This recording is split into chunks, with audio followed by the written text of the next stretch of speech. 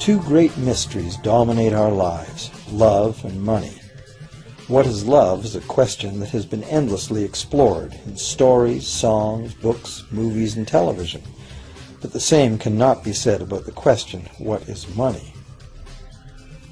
It's not surprising that monetary theory hasn't inspired any blockbuster movies, but it was not even mentioned at the schools most of us attended. For most of us, the question, where does money come from, brings to mind a picture of the mint printing bills and stamping coins. Money, most of us believe, is created by the government. It's true, but only to a point. Those metal and paper symbols of value we usually think of as money are indeed produced by an agency of the federal government called the mint. But the vast majority of money is not created by the mint. It is created in huge amounts every day by private corporations known as banks. Most of us believe that banks lend out money that has been entrusted to them by depositors.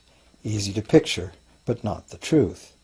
In fact, banks create the money they loan, not from the bank's own earnings, not from the money deposited, but directly from the borrower's promise to repay.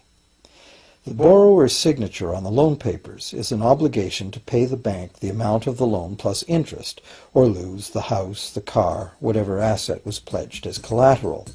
That's a big commitment from the borrower. What does the same signature require of the bank? The bank gets to conjure into existence the amount of the loan and just write it into the borrower's account. Sound far-fetched? Surely that can't be true. But it is.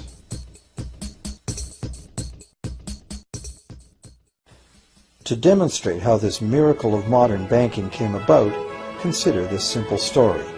The goldsmith's tale. Once upon various times, pretty much anything was used as money. It just had to be portable, and enough people had to have faith that it could later be exchanged for things of real value, like food, clothing, and shelter. Shells, cocoa beans, pretty stones, even feathers have been used as money. Gold and silver were attractive, soft, and easy to work with, so some cultures became expert with these metals. Goldsmiths made trade much easier by casting coins, standardized units of these metals whose weight and purity was certified. Well, to protect his gold, the goldsmith needed a vault, and soon his fellow townsmen were knocking on his door, wanting to rent space to safeguard their own coins and valuables. Before long, the goldsmith was renting every shelf in the vault and earning a small income from his vault rental business. Years went by, and the goldsmith made an astute observation. Depositors rarely came in to remove their actual physical gold, and they never all came in at once. That was because the claim checks the goldsmith had written as receipts for the gold were being traded in the marketplace as if they were the gold itself. This paper money was far more convenient than heavy coins, and amounts could simply be written instead of laboriously counted one by one for each transaction. Meanwhile, the goldsmith had another business. He lent out his gold, charging interest. Well, as convenient claim check money came into acceptance, borrowers began asking for their loans in the form of these claim checks instead of the actual metal. As industry expanded, more and more people asked the goldsmith for loans. This gave the goldsmith an even better idea. He knew that very few of his depositors ever removed their actual gold, so the goldsmith figured he could easily get away with lending out claim checks against his depositors' gold, in addition to his own. As long as the loans were repaid, his depositors would be none the wiser and no worse off, and the goldsmith, now more banker than artisan, would make a far greater profit than he could by lending only his own gold. For years, the goldsmith secretly enjoyed a good income from the interest earned on everybody else's deposits. Now a prominent lender, he grew steadily richer than his fellow townsmen, and he flaunted it. Suspicions grew that he was spending his depositors' money. His depositors got together and threatened withdrawal of their gold if the goldsmith didn't come clean about his newfound wealth. Contrary to what one might expect, this did not turn out to be a disaster for the goldsmith. Despite the duplicity inherent in his scheme, his idea did work. The depositors had not lost anything. Their gold was all safe in the goldsmith's vault. Well, rather than taking back their gold, the depositors demanded that the goldsmith, now their banker, cut them in by paying them a share of the interest. And that was the beginning of banking. The banker paid a low interest rate on deposits of other people's money that he then loaned out at a higher interest. The difference covered the bank's cost of operation and its profit. The logic of this system was simple, and it seemed like a reasonable way to satisfy the demand for credit. However, this is not the way banking works today. Our goldsmith banker was not content with the income remaining after sharing the interest earnings with his depositors, and the demand for credit was growing fast as Europeans spread out across the world. But his loans were limited by the amount of gold his depositors had in his vault. That's when he got an even bolder idea. Since no one but himself knew what was actually in his vaults, he could lend out claim checks on gold that wasn't even there. As long as all the claim check holders didn't come to the vault at the same time and demand real gold, how would anyone find out? This new scheme worked very well, and the banker became enormously wealthy on the interest paid on gold that did not exist. The idea that the banker would just create money out of nothing was too outrageous to believe, so for a long time the thought did not occur to people. But the power to just invent money went to the banker's head, as you can well imagine. In time, the magnitude of the banker's loans and his ostentatious wealth did trigger suspicions once again. Some borrowers started to demand real gold instead of paper representations. Rumors spread. Suddenly, several wealthy depositors showed up to remove their gold. The game was up. A sea of claim check holders flooded the street outside the closed doors of the bank. Alas, the banker did not have enough gold and silver to redeem all the paper he had put into their hands. This is called a run on the bank, and it is what every banker dreads. This phenomenon of a run on the bank ruined individual banks and, not surprisingly, damaged public confidence in all bankers. It would have been straightforward to outlaw the practice of creating money from nothing. But the large volumes of credit the bankers were offering had become essential to the success of European commercial expansion, so instead the practice was legalized and regulated. Bankers agreed to abide by limits on the amount of fictional loan money that could be lent out. The limit would still be a number much larger than the actual value of gold and silver in the vault. Quite often the ratio was 9 fictional dollars to 1 actual dollar. These regulations were enforced by surprise inspections. It was also arranged that, in the event of a run, central banks would support local banks with emergency infusions of gold. Only if there were runs on a lot of banks simultaneously would the banker's credit bubble burst and the system come crashing down.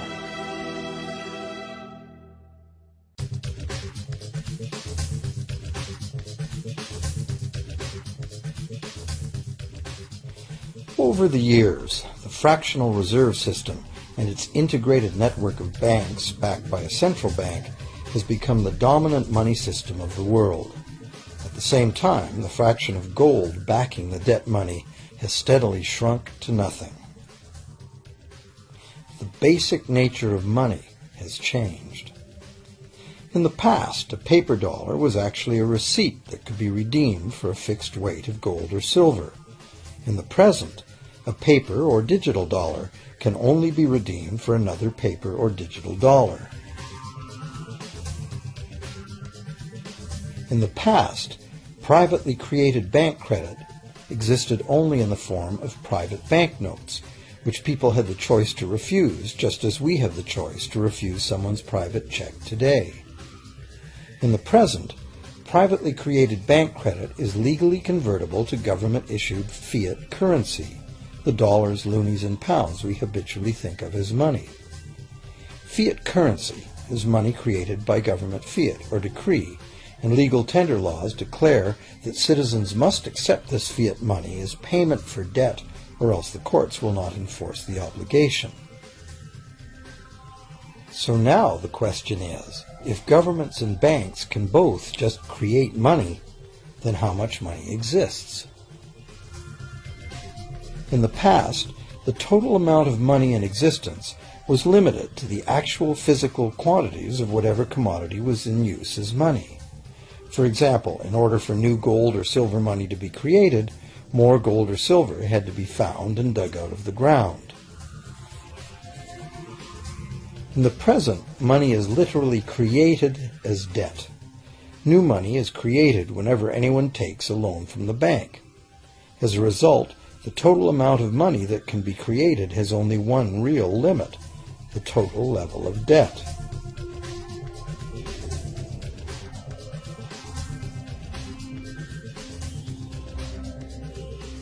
Governments place an additional statutory limit on the creation of new money by enforcing rules known as fractional reserve requirements. Essentially arbitrary, fractional reserve requirements vary from country to country and from time to time. In the past, it was common to require banks to have at least $1 worth of real gold in the vault to back $10 worth of debt money created. Today, reserve requirement ratios no longer apply to the ratio of new money to gold on deposit, but merely to the ratio of new debt money to existing debt money on deposit in the bank.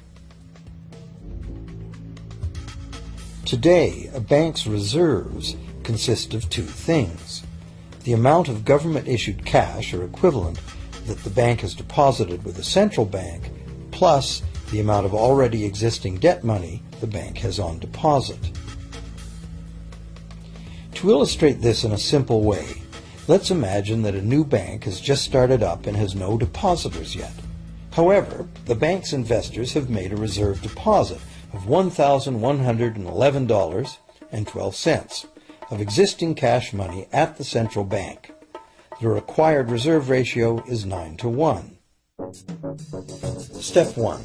The door is open and the new bank welcomes its first loan customer. He needs $10,000 to buy a car. At the 9-to-1 reserve ratio, the new bank's reserve at the central bank, also known as high-powered money, allows it to legally conjure into existence 9 times that amount, or $10,000, on the basis of the borrower's pledge of debt. This $10,000 is not taken from anywhere. It's brand new money simply typed into the borrower's account as bank credit. The borrower then writes a check on that bank credit to buy the used car. Step 2. The seller then deposits this newly created $10,000 at her bank. Unlike the high-powered government money deposited at the central bank, this newly created credit money cannot be multiplied by the reserve ratio. Instead, it's divided by the reserve ratio. At a ratio of 9-to-1, a new loan of $9,000 can be created on the basis of the $10,000 deposit. Step 3. If that $9,000 is then deposited by a third party at the same bank that created it or at a different one, it becomes the legal basis for a third issue of bank credit, this time for the amount of $8,100. Like one of those Russian dolls, where each layer contains a slightly smaller doll inside, each new deposit contains the potential for a slightly smaller loan in an infinitely decreasing series. Now, if the loan money created is not deposited at the bank, the process stops. That's the unpredictable part of the money creation mechanism. But more likely, at every step, the new money will be deposited at a bank, and the reserve ratio process can repeat itself over and over until almost $100,000 of brand new money has been created within the banking system. All of this new money has been created entirely from debt, and the whole process has been legally authorized by the initial reserve deposit of just $1,111.12, which is still sitting untouched at the central bank. What's more, under this ingenious system, the books of each bank in the chain must show that the bank has 10% more on deposit than it has out on loan. This gives banks a very real incentive to seek deposits in order to be able to make loans, supporting the general but misleading impression that loans come out of deposits. Now, unless all the successive loans are deposited at the same bank, it cannot be said that any one bank got to multiply its initial high-powered money reserve almost 90 times by issuing bank credit out of nothing. However, the banking system is a closed loop. Bank credit created at one bank becomes a deposit in another, and vice versa. In a theoretical world of perfectly equal exchanges, the ultimate effect would be exactly the same as if the whole process took place within one bank. That is, the bank's initial central bank reserve of a little over $1,100 allows it to ultimately collect interest on up to $100,000 the bank never had.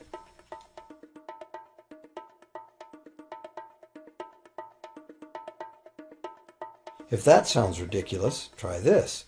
In recent decades, as a result of steady lobbying by the banks, the requirements to make a reserve deposit at the nation's central bank have all but disappeared in some countries, and actual reserve ratios can be much higher than 9-to-1. For some types of accounts, 20-to-1 and 30-to-1 ratios are common. And even more recently, by using loan fees to raise the required reserve from the borrower, banks have now found a way to circumvent reserve requirement limitations entirely. So, while the rules are complex, the common sense reality is actually quite simple. Banks can create as much money as we can borrow.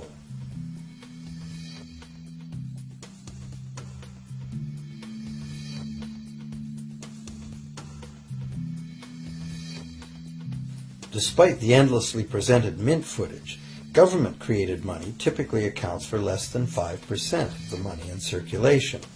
More than 95% of all money in existence today was created by someone signing a pledge of indebtedness to a bank. What's more, this bank credit money is being created and destroyed in huge amounts every day, as new loans are made and old ones repaid.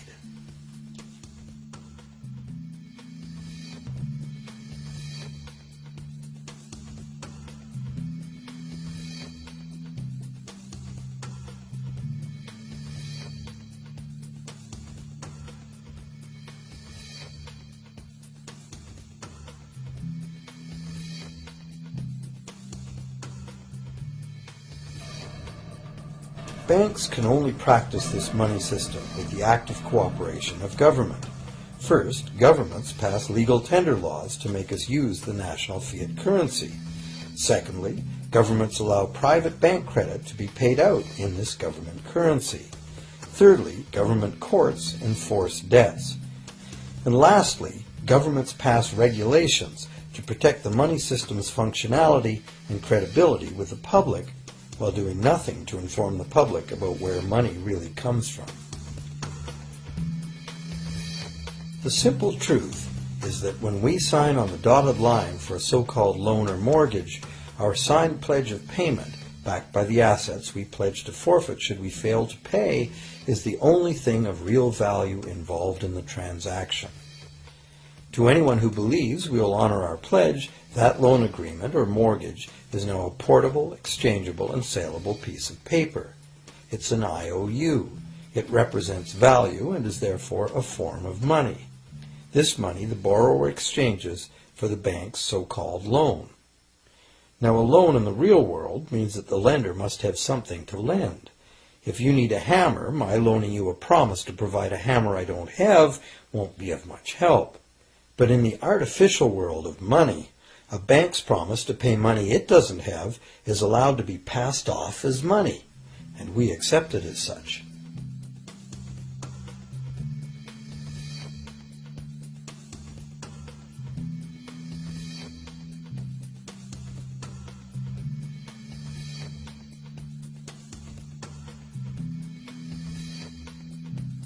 Once the borrower signs the pledge of debt, the bank then balances the transaction by creating, with a few keystrokes on a computer, a matching debt of the bank to the borrower. From the borrower's point of view, this becomes loan money in his or her account, and because the government allows this debt of the bank to the borrower to be converted to government fiat currency, everyone has to accept it as money. Again, the basic truth is very simple. Without the document the borrower signed, the banker would have nothing to lend. Have you ever wondered how everyone, governments, corporations, small businesses, families, can all be in debt at the same time and for such astronomical amounts? Have you ever questioned how there can be that much money out there to lend? Now you know. There isn't. Banks do not lend money. They simply create it from debt. And as debt is potentially unlimited, so is the supply of money. And as it turns out, the opposite situation is also true. Isn't it astounding that despite the incredible wealth of resources, innovation, and productivity that surrounds us, almost all of us, from governments to companies to individuals, are heavily in debt to bankers? If only people would stop and think, how can that be? How can it be that the people who actually produce all the real wealth in the world are in debt to those who merely lend out the money that represents the wealth? Even more amazing is that once we realize that money really is debt, we realize that if there was no debt, there'd be no money.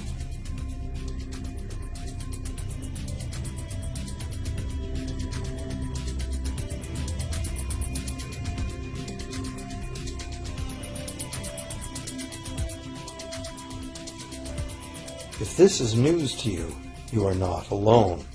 Most people imagine that if all debts were paid off, the state of the economy would improve. It's certainly true on an individual level. Just as we have more money to spend when our loan payments are finished, we think that if everyone were out of debt, there would be more money to spend in general. But the truth is the exact opposite. There would be no money at all. There it is. We are totally dependent on continually renewed bank credit for there to be any money in existence. No loans, no money, which is what happened during the Great Depression. The money supply shrank drastically as the supply of loans dried up.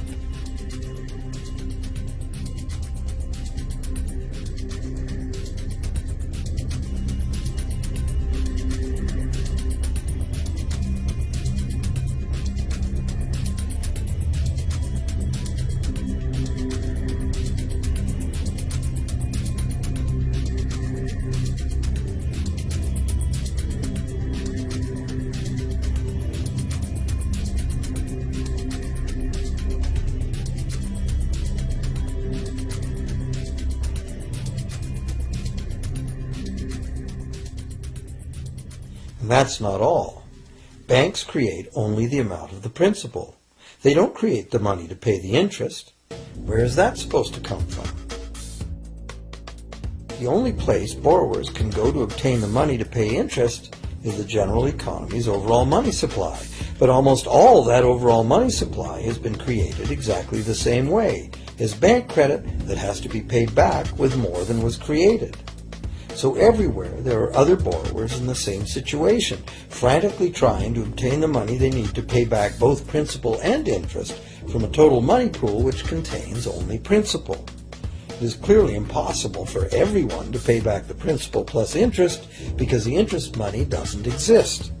This can even be expressed by a simple mathematical formula.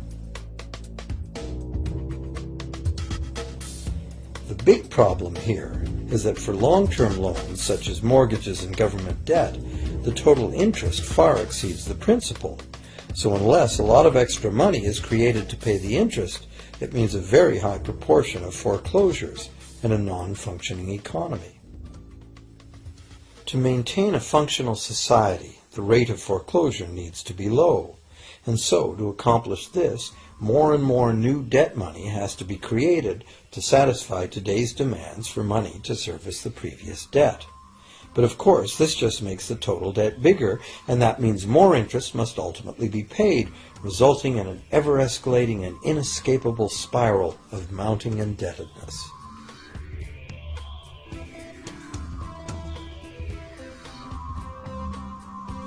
It is only the time lag between money's creation as new loans and its repayment that keeps the overall shortage of money from catching up and bankrupting the entire system.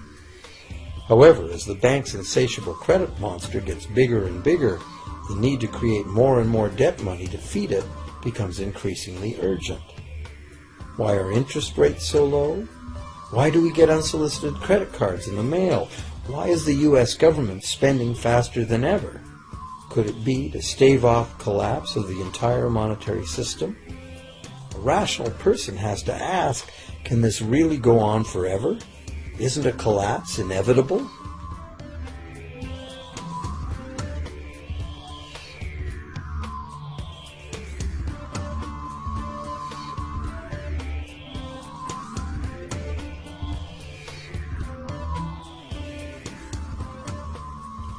Money facilitates production and trade. As the money supply increases, money just becomes increasingly worthless unless the volume of production and trade in the real world grows by the same amount. Add to this the realization that when we hear that the economy is growing at 3% per year, it sounds like a constant rate, but it's not. This year's 3% represents more real goods and services than last year's 3% because it's 3% of the new total. Instead of a straight line, as is naturally visualized from the words, it is really an exponential curve getting steeper and steeper. The problem, of course, is that perpetual growth of the real economy requires perpetually escalating use of real-world resources and energy. More and more stuff has to go from natural resource to garbage every year, forever, just to keep this system from collapsing.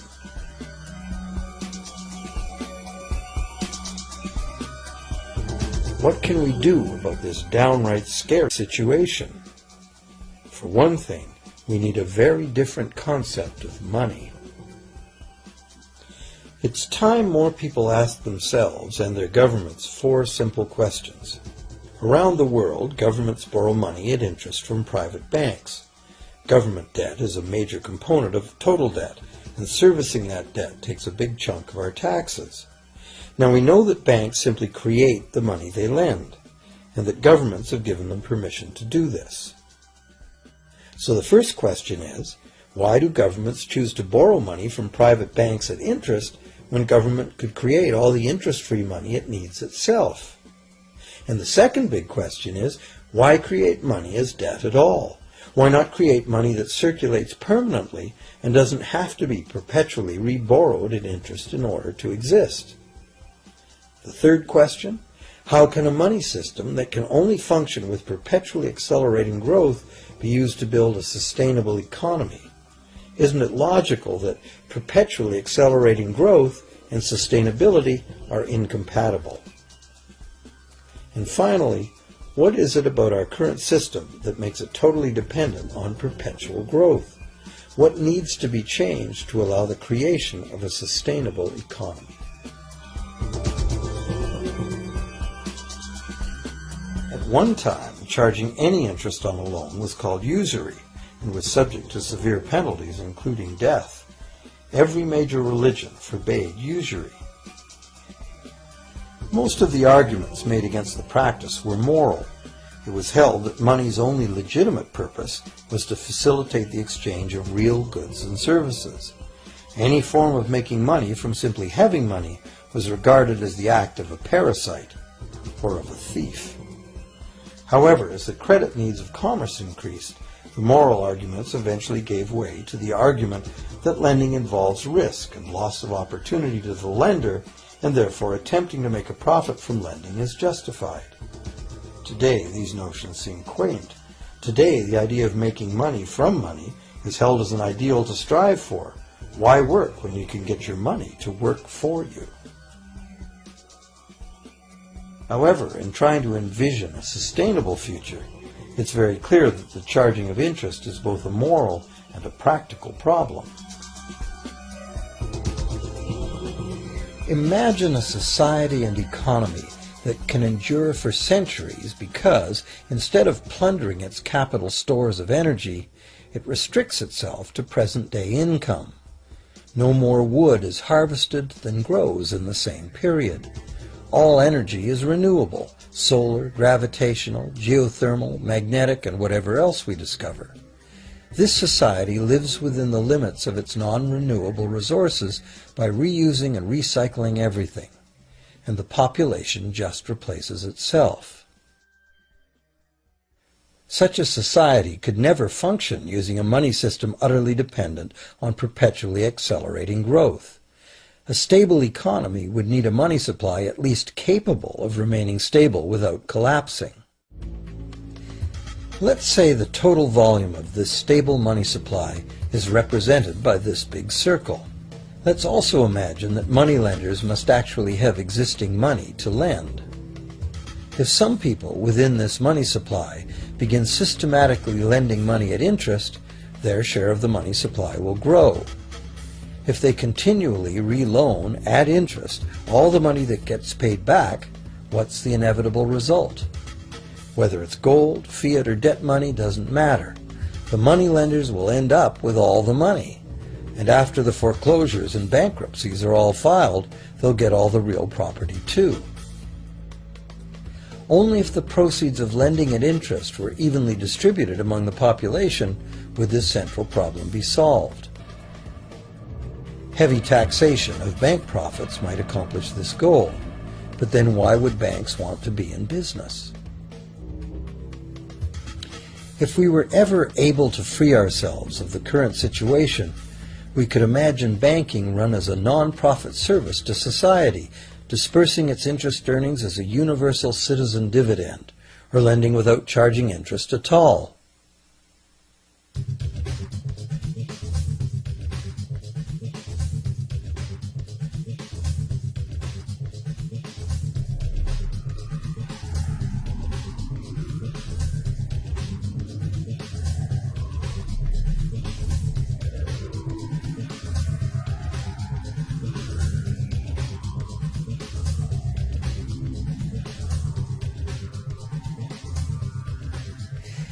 If it is the fundamental nature of the system that causes the problems, tinkering with the system cannot ever solve those problems. The system itself must be replaced. Many monetary critics call for a return to gold-based money, claiming that gold has a long history of reliability.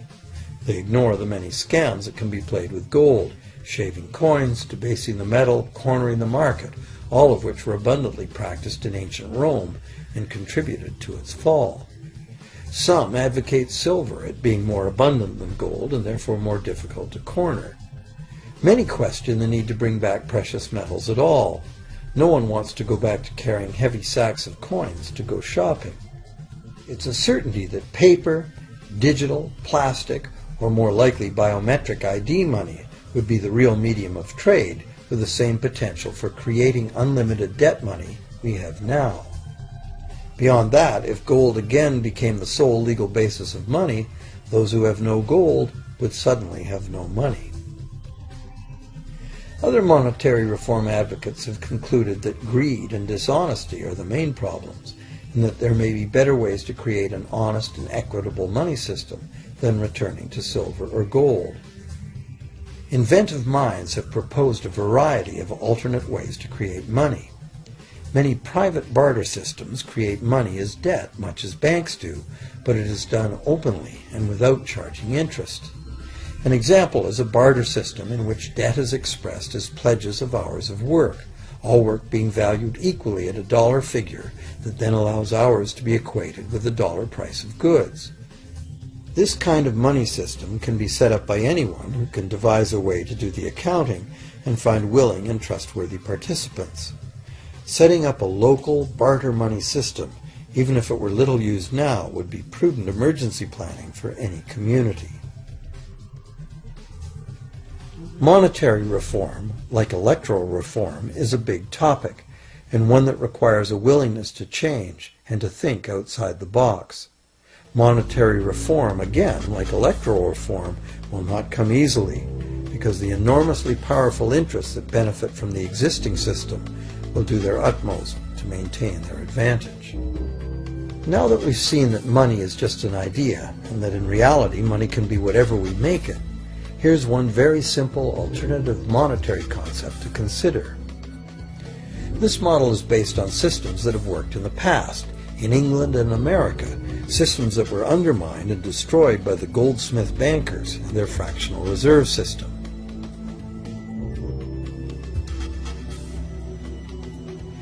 create an economy based on permanent interest-free money, money could simply be created and spent into the economy by the government, preferably on long-lasting infrastructure that facilitates the economy, such as roads, railroads, bridges, harbors, and public markets.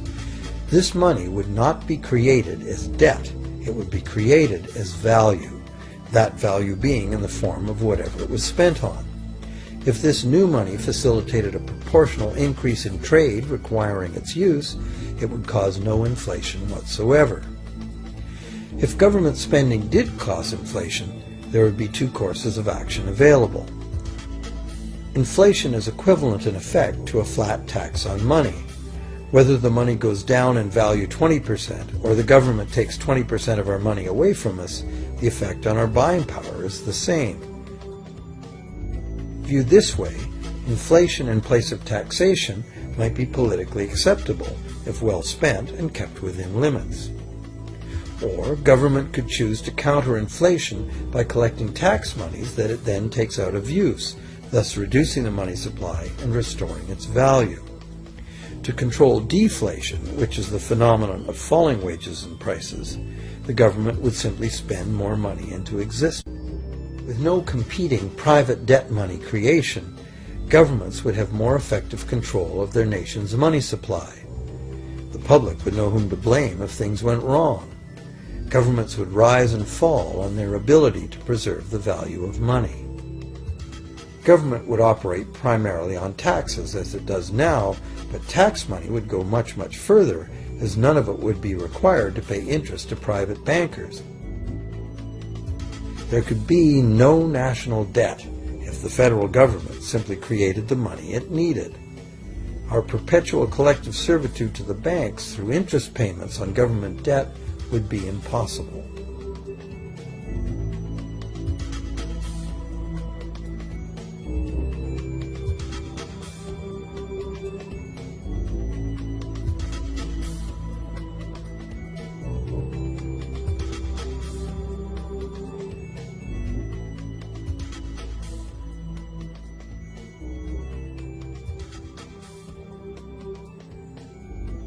What we have been taught to believe as democracy and freedom has become in reality an ingenious and invisible form of economic dictatorship. As long as our entire society remains utterly dependent on bank credit for its supply of money, bankers will be in the position to make the decisions on who gets the money they need and who doesn't.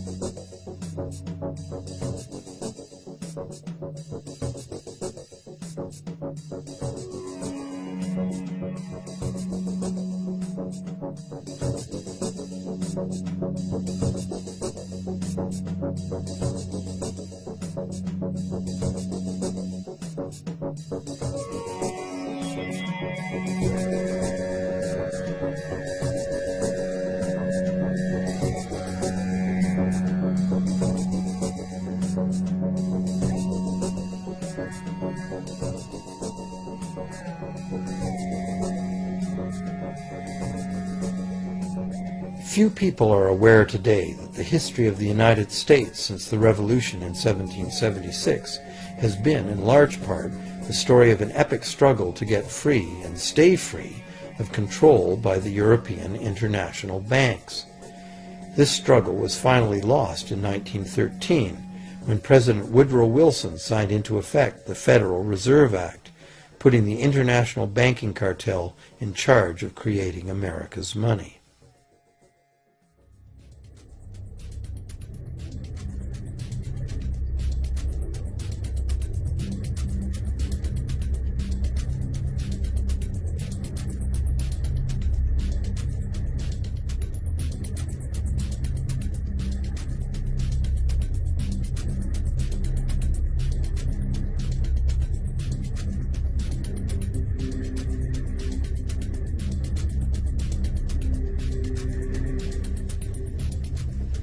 The power of this system is deeply ingrained. So is the educational and media silence on the subject. Years ago, a Canadian Deputy Prime Minister surveyed scores of non-economists, both highly educated professionals and common-sense people on the street, and found that not one of them had an accurate understanding of how money is created. In fact, it's probably safe to say that most people, including the frontline employees of banks, have never given the matter a moment's thought. Have you?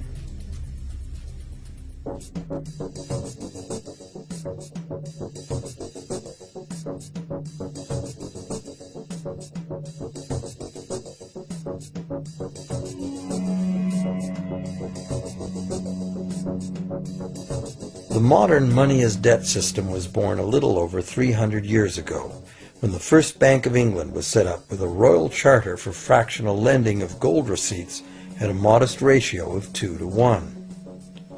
That modest ratio was just the proverbial foot in the door. The system is now worldwide, creates virtually unlimited amounts of money out of thin air, and has almost everyone on the planet chained to a perpetually growing debt that can never be paid off.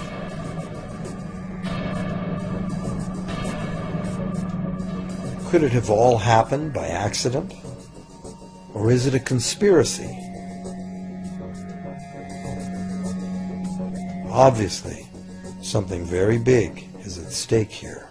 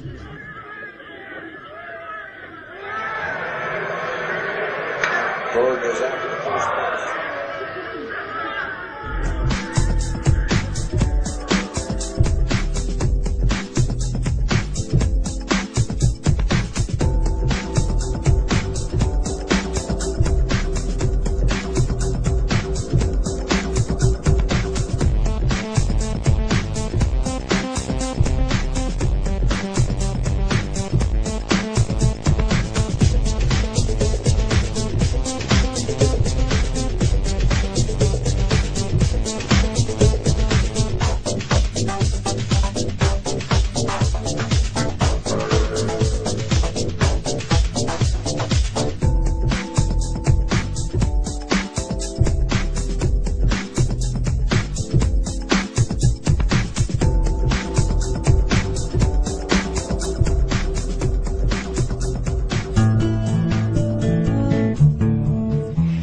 your first experience of putting money in the bank wasn't quite as heartwarming as this, but odds are, years later, you still refer to the balance showing on your bank account as being your money in the bank. But it isn't. If we have a deposit box at the bank, the valuables we put in it are still ours. We're just renting secure space to store them. In common usage, the word deposit means to set something down. But the use of the word deposit to refer to a bank account is misleading. A bank deposit is in reality a loan. What the amount in our bank account really indicates is how much money the bank owes us. It's a record of the bank's promise to pay us money, not the money we deposited itself. The difference is important. The truth is, when we hand the contents of our piggy bank to the bank teller, our money becomes the bank's money, to do with as it pleases. All of the money in the bank is the bank's money. None of it is ours. That's why the bank pays us interest. We have loaned the bank our money. This may seem to be a semantic distinction. We know we can go to the bank at any time and take our money out in cash if we want to. But the distinction is not semantic, nor is it trivial. The distinction is crucial. What happens in banking affects everyone, and yet few of us know anything at all about how banking really works. The entire world economy now runs on a system of credit provided by banks, and when that credit system breaks down, everyone suffers.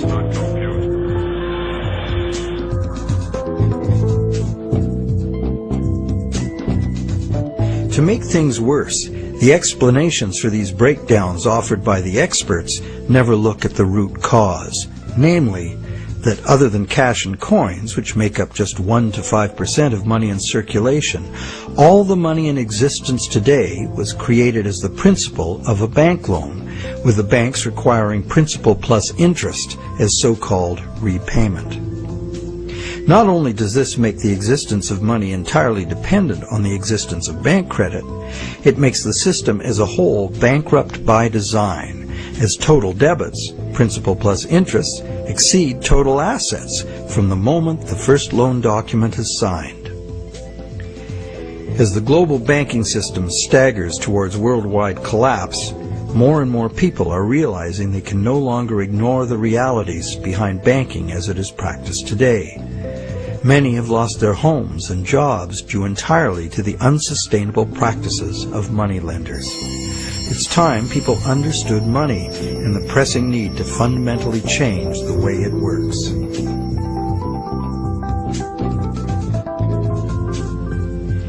Clarifying what the words used in banking really mean is the first step. Now that we know that a deposit is, in truth, a loan to a bank, the next question is, what is a loan that we take out from a bank? When we sign for a loan, we give the bank a pledge to pay the amount of the loan plus interest. In return, the bank credits our account in the same amount as this so-called loan.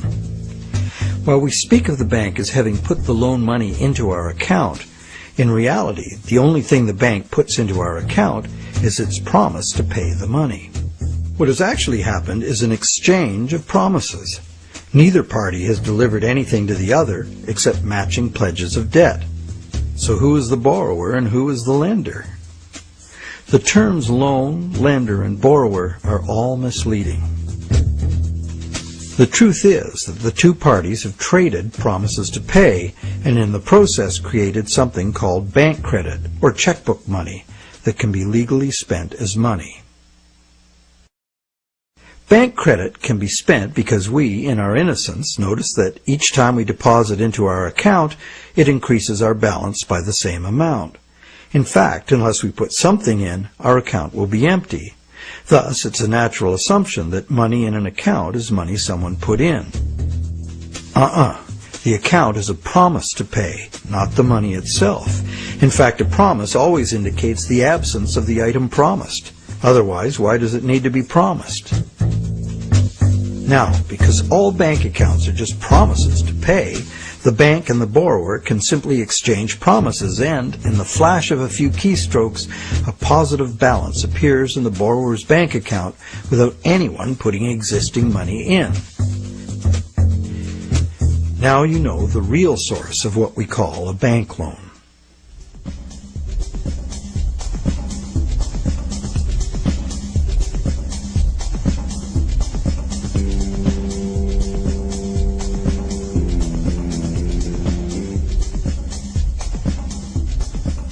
How different would it be if two parties just got together in a basement with a printing press and created new money that way? We intuitively understand the act of fraud called counterfeiting. In printing fake $100 bills, the counterfeiters also create new money out of thin air.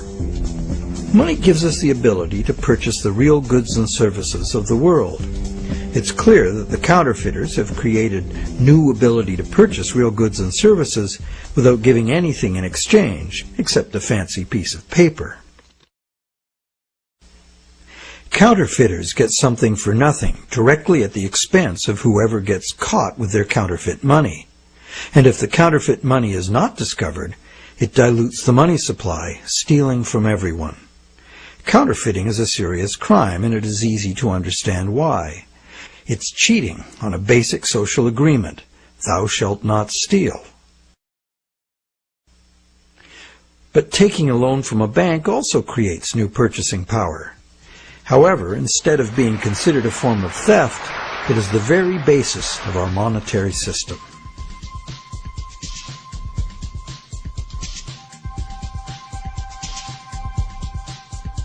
How did one form of creating money out of thin air become a crime and the other become standard business practice and the source of almost all our money? For this is what has happened. To understand how, we need to look at the history of the laws governing commerce. But before that, we need to understand the logic of the loan process itself.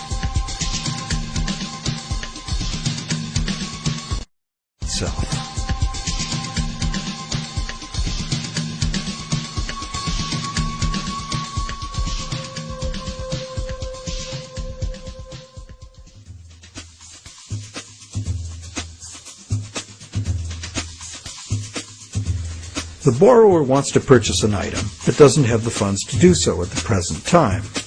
However, the borrower does have confidence in having sufficient funds over time to pay both the original price of the item and the interest on a loan. So he goes to a bank to arrange a loan. The borrower is capable of making a credible promise of money in the future, but otherwise at this moment he comes with empty pockets. That's why he needs the loan.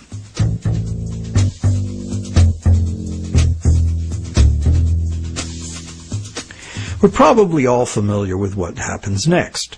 The bank gets the borrower to sign an agreement in which the borrower promises to pay the bank the amount of the loan plus interest, or, in default, surrender to the bank the object that is to be purchased with the loan. This is done countless times every day all over the world. But there's a problem. How can the borrower pledge as collateral something that the borrower does not yet own? If I wanted to borrow $10,000 from you to go on a luxury cruise to Europe, would you accept my neighbor's car as collateral? Of course not, because you know very well that I have no legal right to give you my neighbor's car, no matter how much I owe you. But if instead I promise to buy my neighbor's car with the $10,000 you lend me, the situation is different. You might agree to lend me the $10,000, believing I will buy the car and will pledge it as collateral for the loan once I obtain legal title to it. However, until the transaction is completed, your $10,000 loan cannot be secured by title to the car. This sequence of events problem could be very simply avoided. You could buy the car and then sell it to me. The bank could do it this way too. If the borrower commits to the bank to buy the item, why doesn't the bank just buy it with its own money and then sell it to the borrower on time payments at interest?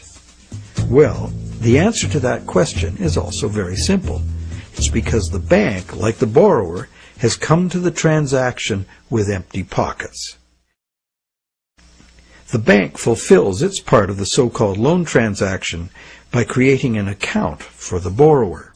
The truth is, the so-called borrower has funded his own account by fraudulently pledging a car he does not yet own as collateral. And the bank, the so-called lender, hasn't put up any existing money at all. And, if all goes well, it never will.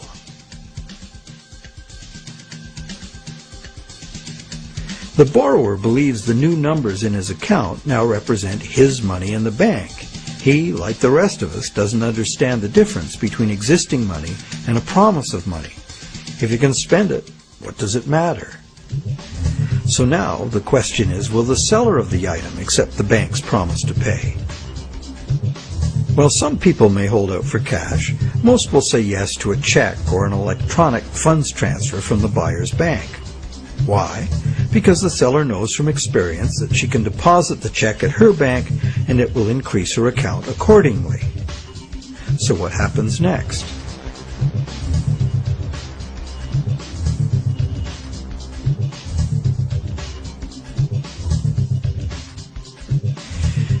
Well, obviously the buyer's bank now owes the seller's bank the amount of the loan.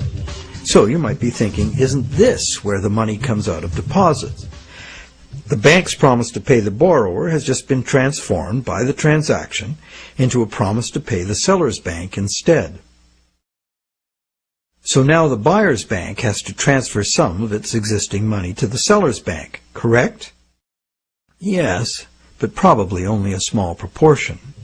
And over the long term, as long as the bank gets its fair share of deposits, the net amount of existing money the bank needs to cover its loans can theoretically be zero. How? Well, imagine first that the seller has her account at the same bank as the buyer. She deposits the buyer's check into her account. All the bank has to do to complete the transaction is reduce the buyer's account by the same amount it increases the seller's account. As both accounts are just promises, no existing money is involved in doing this. What is the end result? The bank has created bank credit for the borrower to the sum of $10,000. The borrower has bought the car that existed in the world of real things, and the seller now has that bank credit of $10,000. Thus, a brand new claim upon $10,000 worth of real goods of value was accomplished with absolutely $0 of the bank's or anybody else's money. On top of that, the bank gets to have all this so-called money paid back by the borrower's honest toil, plus interest, or the bank gets the car. Magic like this is usually seen on stage. So now let's examine what happens if the seller deposits her check in a different bank. Won't that require a transfer of existing bank funds from the buyer's bank to the seller's bank? Perhaps, but it will almost certainly never be anywhere near the whole amount because, in effect, the banking system functions as one bank. To illustrate, let's add another transaction to this scenario. That same day, the seller's bank made a similar loan to a little old lady who bought a mega home theater system. The electronics store deposited her check at their bank. The electronics store's bank made a similar loan that was deposited at the original borrower's bank. And when all the various balances were settled, the banks didn't owe each other anything. And even if there were differences, they would have been just a small portion of the total credit created. So, at this point we can say that although banks don't actually lend out their depositors' money, as most of us imagine, they still need deposits to make loans. This is because banks need incoming credit from other banks to offset their own credit being deposited at those banks. As long as banks keep their outgoing credit balanced with incoming credit, they are free to make new loans and thereby keep creating brand new credit money. None of it will ever have to come out of the bank's pockets. The bank is free to invest its own funds in corporate and government bonds and whatever other instruments their charter allows. If one draws a diagram of it all, it looks like this. The interest governments and corporations pay the banks on their bonds is paid by us. We pay it as a portion of our taxes, and we pay it in the price of all the goods and services that we buy. And there is another thing passed on to us as well, and that's the risk that the bank will go broke and not be able to honor its promises to pay. Now you may wonder, how can a bank go broke if it doesn't put any money up in the first place? What have they got to lose? The answer to that question is that banks differ from counterfeiters in that the banks are legally allowed to create new money, but only by certain rules of accounting. Banks can only create money by entering a borrower's payments and collateral as an asset on the positive side of the ledger, balanced on the negative side by the loan, or what the banks call the deposit liability created by the bank. When the borrower defaults on the payments, the asset pledged as collateral is seized by the bank and sold. In a declining market, when repossession is most common, the new lower value of the asset doesn't cover the bank's liabilities, which were based on the previous higher value. This shows up as a loss on the bank's books. When foreclosures are rampant, as in a collapsing real estate market, much of the value of the bank's collateral simply evaporates as home prices drop, exposing the bank to huge losses. In truth, it's all just numbers, created out of thin air. But banks must adhere to the dictates of these numbers, and the consequences of bank arithmetic gone wrong can include economic standstill, social disintegration, total financial chaos, lawlessness, starvation, and war.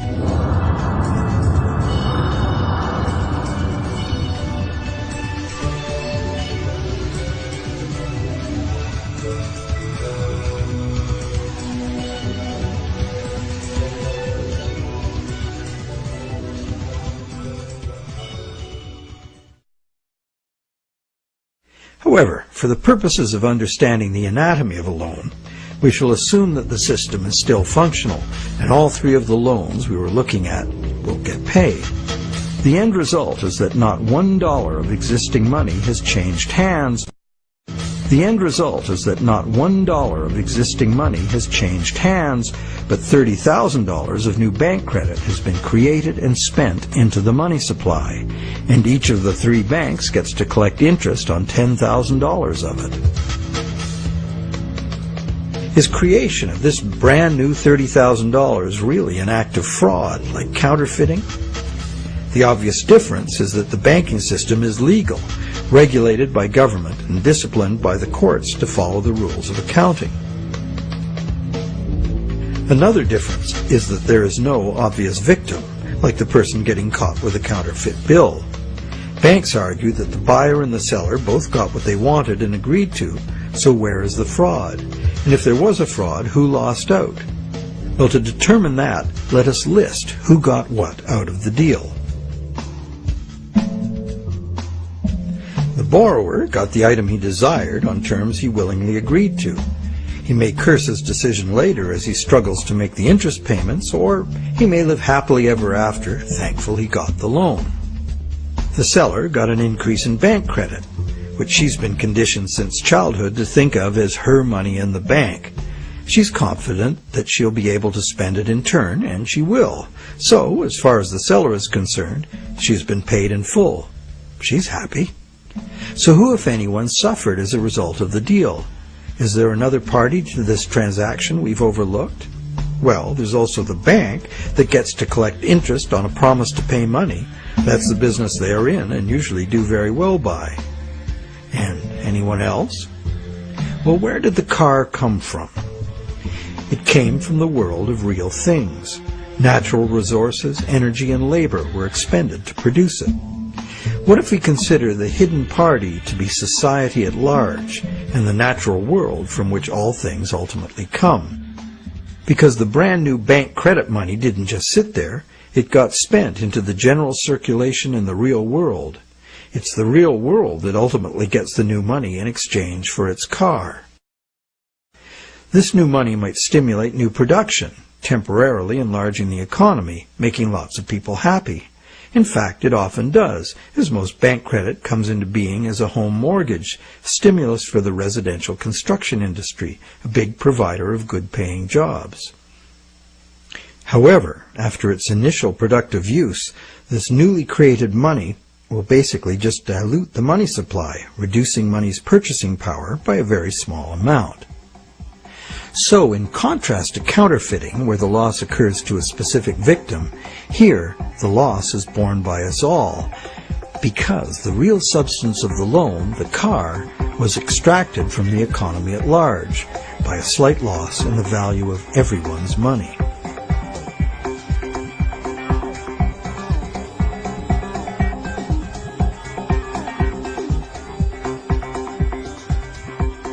To continue our comparison of bank credit with counterfeiting, counterfeit cash eventually gets detected and removed from circulation, causing a direct loss to whoever accepted it.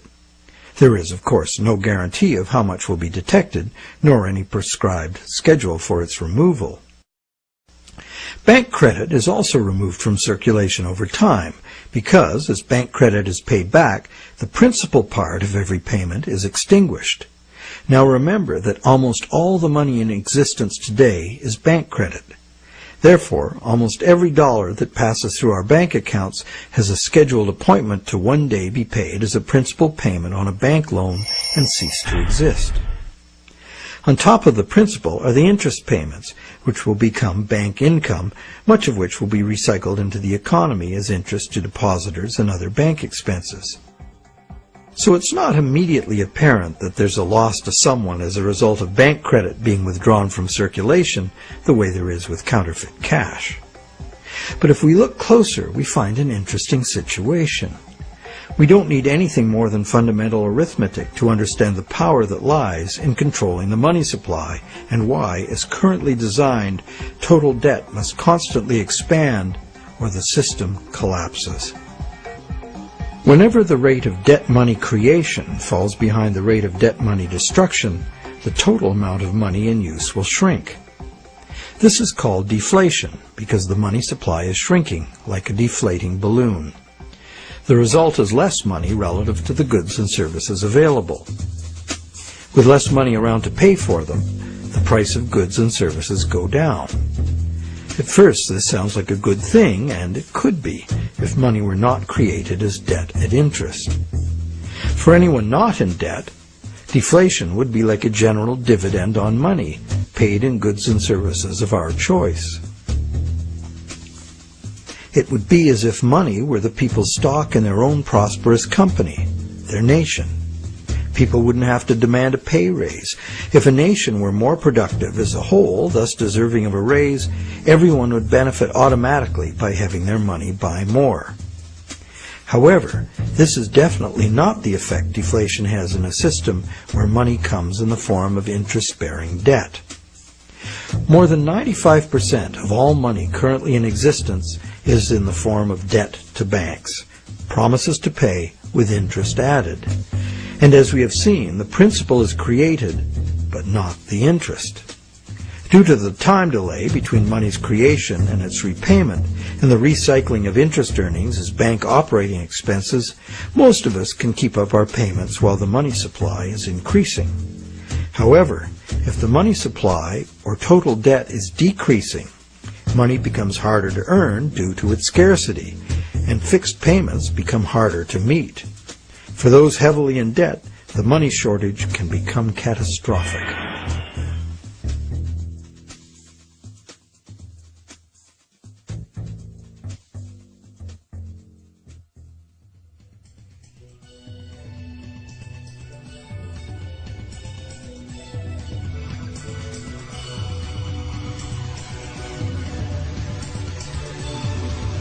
Unfortunately, the psychological effects of falling wages and prices rapidly accelerate the process as borrowers, including large businesses, lose confidence in being able to repay loans, so that they don't sign up for any. And without new loans to replace old loans, the money shortage rapidly gets worse, resulting in a decrease in jobs and purchasing power, even in the midst of abundant resources and productive capacity. This dismal spiraling math makes mass foreclosures inevitable. Prices plummet as no one wants to spend their money. Shrinking values destroy the value of loan collateral, causing banks to write off huge losses. Some even close their doors. Consumer and business confidence is lost. Rampant economic and social dysfunction follows.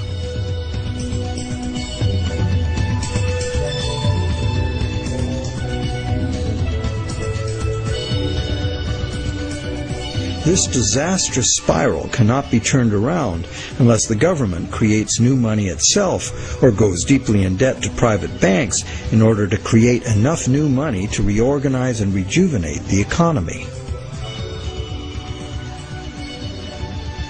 The most familiar example of this is the stock market crash of 1929. The psychological fallout of the stock market collapse resulted in less borrowing and thus less new money.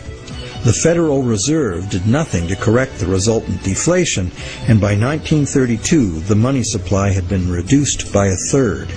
Countless people were evicted from their homes because the money to make their mortgage payments simply ceased to exist. Then, in 1932, Franklin Roosevelt became the U.S. president. Roosevelt's New Deal set out to restore the economy by restoring the money supply. To counter the money shortage, Roosevelt borrowed from the private banking system. Factories started hiring again. But only when the war arrived, there's suddenly no shortage of jobs or funds available to do what was necessary for the war effort. It was the money expended on World War II that ended the Great Depression. The war also resulted in 50 million deaths worldwide and led to a new hostile international balance of power with its attendant arms races, mounting debts, and sweeping social and technological transformations.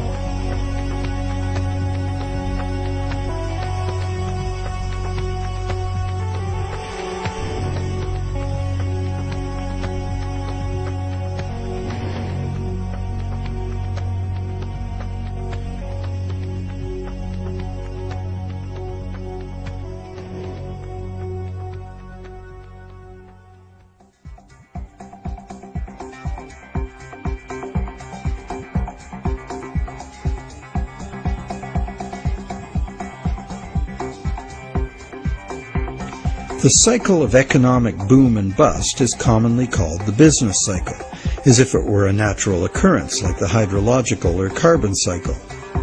These natural cycles are ultimately driven by the sun. But what is it that drives the business cycle?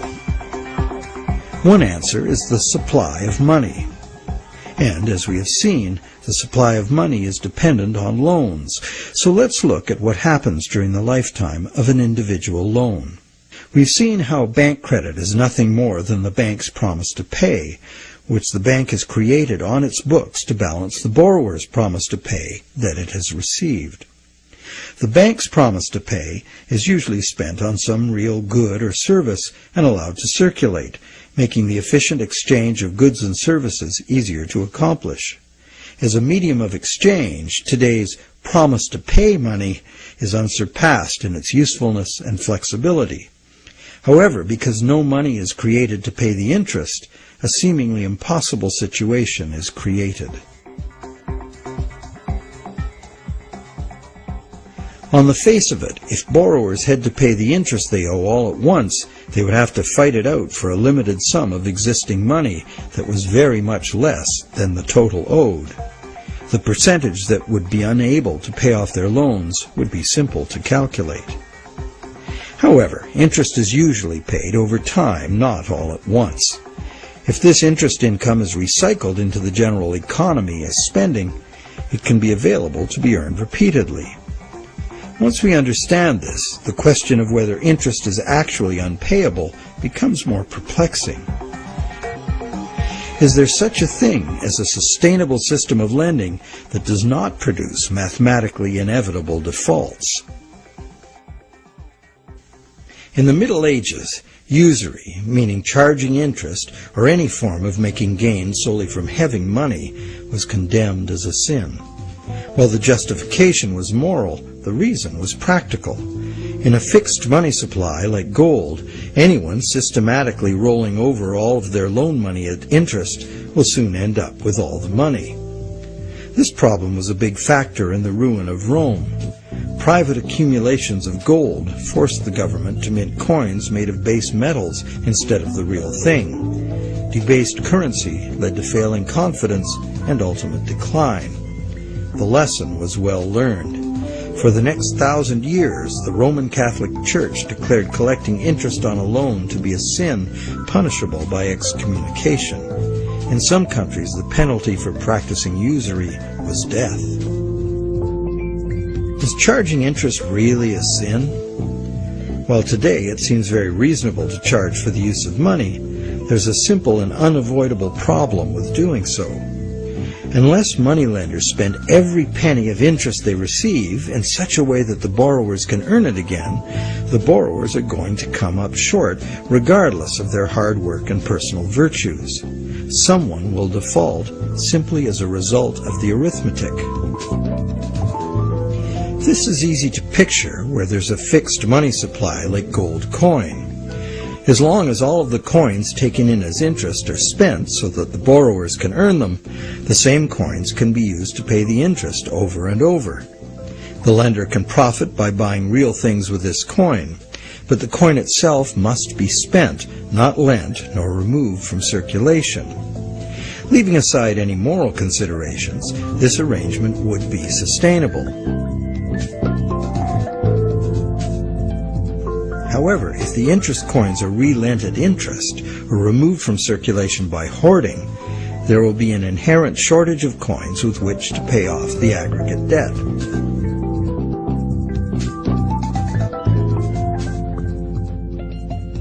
The situation is essentially no different in our current debt-based system.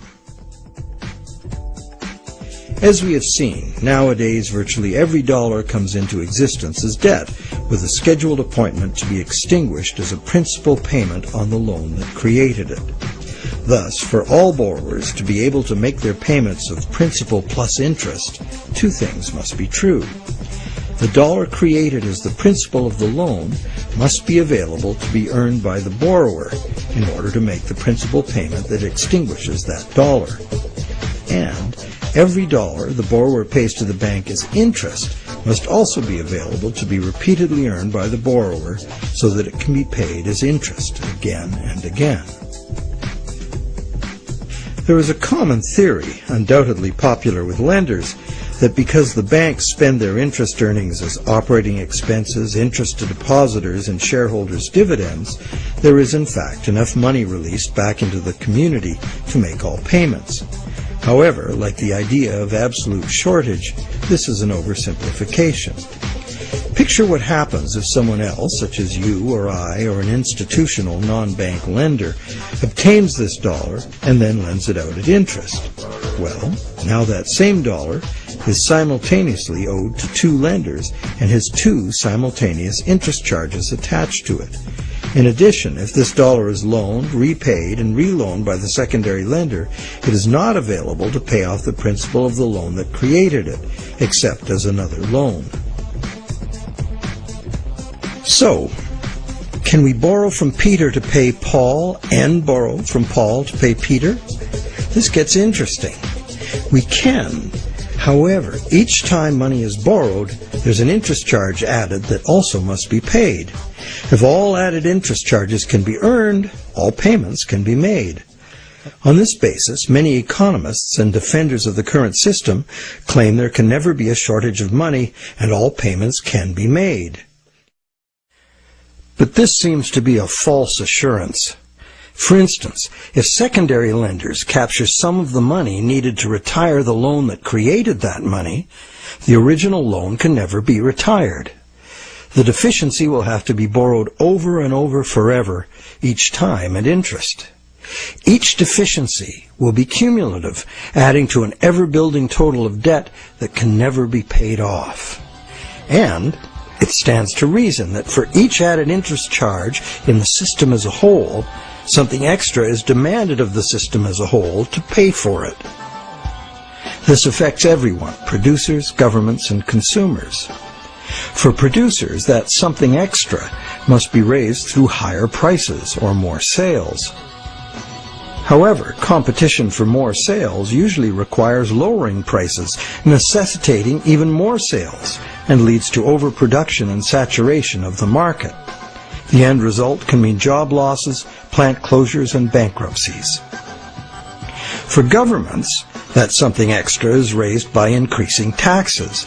But increasing taxes drains money from the productive economy, resulting in a reduction in the collective ability to pay taxes, which then necessitates increased government borrowing and additional interest charges.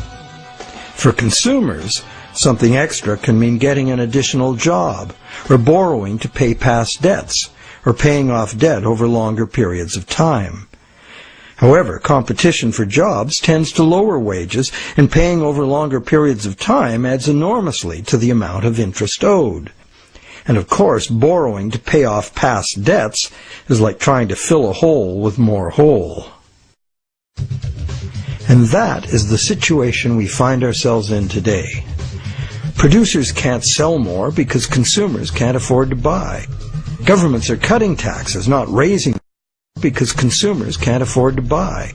Governments are cutting taxes, not raising them, hoping to stimulate consumer demand. And consumers' real incomes are limited or even falling due to competition for a limited number of jobs. Therefore, any increase in the total amount of interest charges within the monetary system as a whole will result in a genuine shortage of money.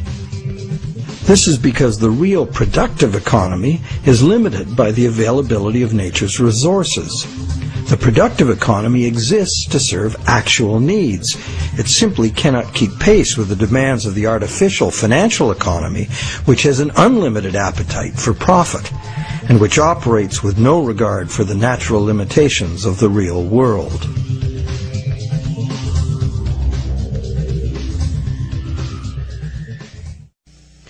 The theory that there's always enough money to pay the interest has a certain elegant simplicity. However, by the very nature of the assertion to be true, it has to be 100% true. This is impossible. For one thing, secondary lenders, who are not banks, do comprise a significant proportion of lenders, and they add their interest charges to money that already bears an interest burden. Beyond that, we have a cultural expectation. Everyone who has money expects it to generate more. Money that needs to be spent and made available to be earned by its original borrower is, instead, lent at interest or invested for gain. Therefore, we can conclude that the two conditions that must be true for all borrowers to be able to make their payments of principal plus interest and thus permanently discharge their debt, those conditions are not met by the current system. Nowhere in the current system is there any restriction on relending money that was created as a loan, nor is there any obligation upon banks to make their profits from interest available to be earned by borrowers, enabling them to extinguish their debts. Quite the opposite.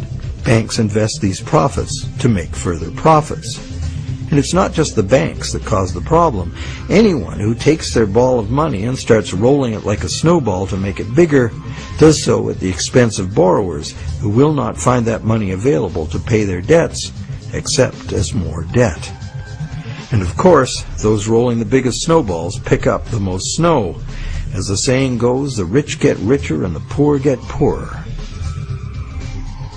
Money needed by borrowers in the lower realms of workaday productive economics moves upstairs to play in the casino world of abstract financial profit, and that's a world where transactions are little more than gambling on numbers in an effort to achieve higher numbers.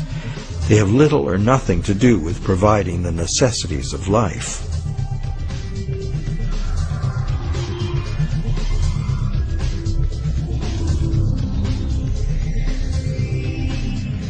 Today, the largest volume of money by far is changing hands in what is best described as the gambling economy.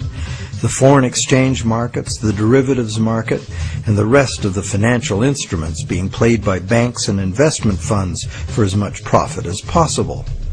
For example, the volume of trade on the world's foreign exchange markets in just 1 week exceeds the total volume of world trade in real goods and services during an entire year. This money is in continuous play by speculators looking to make windfall profits on currency fluctuations. It exists, but only in the gambling economy. So how unpayable is the ubiquitous interest burden in actual fact? That could only be determined with certainty by tracking all the money in the world. With over 6 billion people earning, spending, borrowing, and lending, the world's money flows are at least as complex as the flows of the ocean.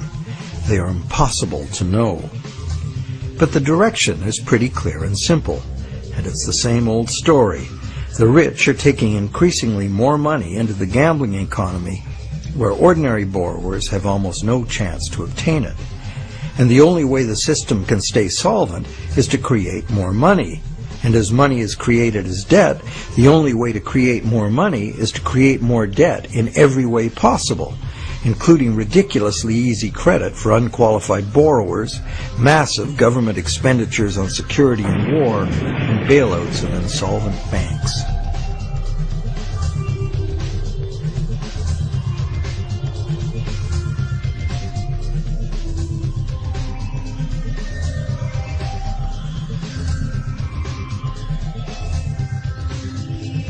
How does the individual loan cycle relate to the boom and bust phenomenon known as the business cycle?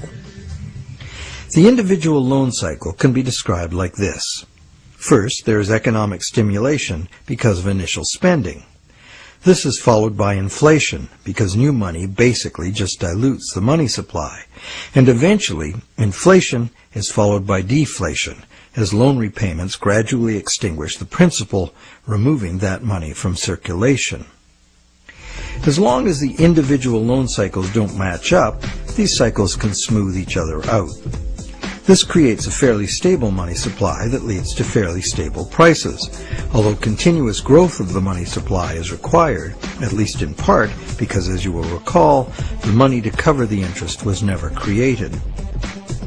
This is the model on which our economy is currently based. Avoiding deflationary spirals and keeping inflation at a level that doesn't upset people's apple carts constitutes the art of managing the economy, which is rather narrowly defined as achieving so-called price stability. However, a look at the purchasing power of the US dollar in real goods over the last century instantly reveals what this so-called price stability has really meant. The dollar has clearly lost almost all of its value, 96%, and is continuing to do so at a rapid pace. So price stability is not being achieved, and one hardly needs a degree in psychology to understand how human nature itself would turn the individual loan cycle into the collective phenomenon of the business cycle. The simple reason being that if one person sees great prospects and is doing well borrowing and expanding, others would have the confidence to do the same.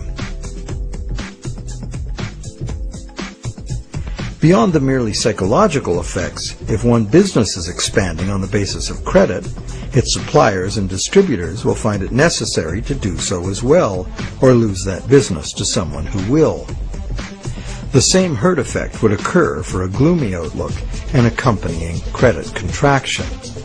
Thus, it is entirely predictable that individual loan cycles would have a built-in propensity to line themselves up rather than be randomly distributed. And when they do, we see the larger scale cycle called the business cycle emerging directly from the cumulative effects of individual loan cycles.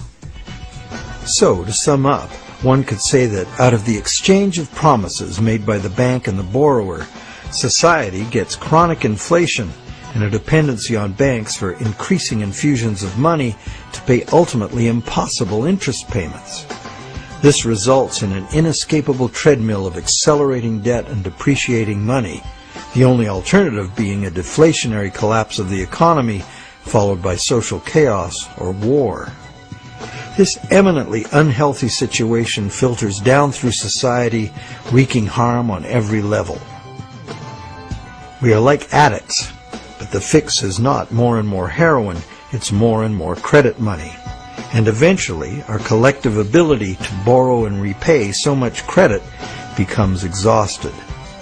This then creates the need for constant expansion of credit into new markets, in essence creating a fiscal imperative to drive everyone in the world further and further into debt forever. In the United States, this constant debt expansion has led to a total credit market debt in 2008 of more than $53 trillion, which is about 5 times the total annual income of the entire country. So is the world at large happy about its end of the loan transaction? Probably not. But the world at large has very little awareness of where these problems originate, the elusive system of counterfeiting and hidden control that is modern banking. And how about the banks? How have the banks fared as a result of this system? Well, first, by putting up only a small fraction of the money they ostensibly lend, the banks have obtained a river of income from interest payments on consumer loans and mortgages. Second, by using their credit powers to acquire large portfolios of corporate and government bonds, banks collectively appropriate control over government and industry. And thirdly, due to the inevitable defaults and foreclosures, control over government and industry. And thirdly, due to the inevitable defaults and foreclosures, the banks gain legal title to a lot of real property the world over. And finally, if the worst happens, if borrowers default en masse, causing the banks large losses, the government is forced to rescue the banks with multi-billion-dollar bailouts to save the financial system. And what are these bailouts financed with? You guessed it, more taxpayer debt. It is really quite an achievement to pull this off, and without most of the victims even being aware of it. If you're now thinking there ought to be a law, well, there is. There's a whole body of law that makes all of this legal. So how did a system like this ever become the law? To answer that, we go back to England in the mid-17th century.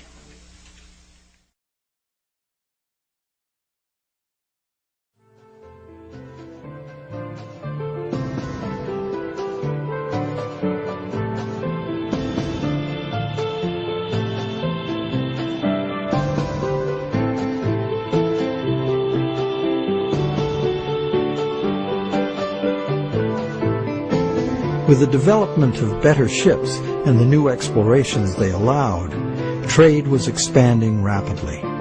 In order to carry out commerce, especially over great distances and lengths of time, written contracts were becoming more and more important and more sophisticated. Under English common law, it had long been established that a contract could only be enforced if something of real substance had changed hands.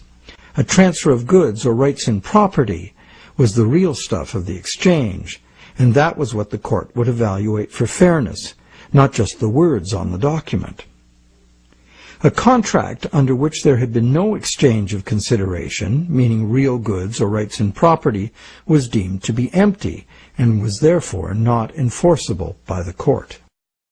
So, a contract in which a borrower, say, pledged a car he does not own in exchange for a bank's promise of payment would not even qualify as a contract.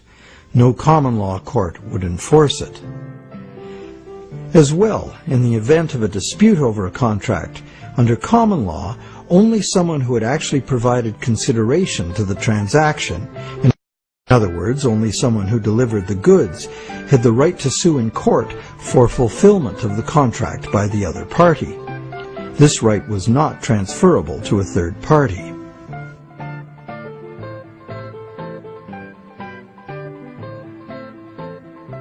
When early traders went off personally on expeditions with trade goods, they bought those goods at home with their local currency and would sell them for foreign currency in the distant destination. They would then buy foreign goods with the foreign money, bring those goods home, and sell them for their local currency. Pretty simple. But as trade became more sophisticated, traders became more inclined to stay home and just hire ships to carry out deliveries. This gave traders the freedom to import cargoes of foreign goods from different sources than the destination to which their home goods had been exported. Thus, a problem was created. The exported goods had been paid for with foreign coin, the value of which needed to be spent somewhere else. Moving money as coins entailed a high risk of theft, as well as the near certainty of partial loss by currency conversion in a different land. This problem of payments from a distance was overcome by the use of bills of exchange. A bill of exchange was a signed order from the payer to an addressee demanding that the addressee pay a certain specified sum of money to the person identified as the payee. These were secured by signature, and they could not be acted upon in court by anyone other than the original parties. Thus they were of no use to a thief or any other third party. You probably recognize that these were the precursors of checks. I, the payer, instruct the bank, the addressee, to pay the payee, a person named on the check, a certain sum of money. This was all well and good for transactions among parties who were known to each other. The bill of exchange was used merely as a way to order payment in coin at a distant location. But merchants soon wanted more flexibility. They wanted to be able to use bills of exchange to reconcile payments amongst many merchants in many locations, using bills of exchange like money itself. For this to work, bills of exchange had to be assignable to and enforceable by third parties. As we shall see, this was the moment in legal history that gave sanction to the banking system we have today. A third party, who might have honestly purchased a bill of exchange several steps removed from the original exchange, could not be expected, nor would he have the right, to show up in a common law court and defend the validity of the contract and collect on it. This made third-party bills of exchange an unacceptable risk. So, in order to be able to use bills of exchange as a convenient and guaranteed third-party payment system, essentially equivalent to money, the common law practice had to be set aside regarding bills of exchange. In England, by a series of legal decisions from 1664 to 1699, this problem for commerce was remedied by making bills of exchange enforceable by third parties. If a third party had purchased a bill for valuable consideration and in good faith, having no apparent reason to suspect fraud or some deficiency in the right of the seller to sell it, then the bill automatically became good and enforceable by the court against the signer. What did this change mean? It meant, essentially, that any bill of exchange would be considered legitimate once it was sold. Bills of exchange and all other subsequent types of signed promises to pay, with the notable exception of checks, became transferable and enforceable in court, just what the merchants wanted. Now debt contracts could be sold like things, and transacting business would be a whole lot easier. Not only that, it opened up a whole new market for profit seekers, trading in bills of exchange themselves. The marketing of debt was born.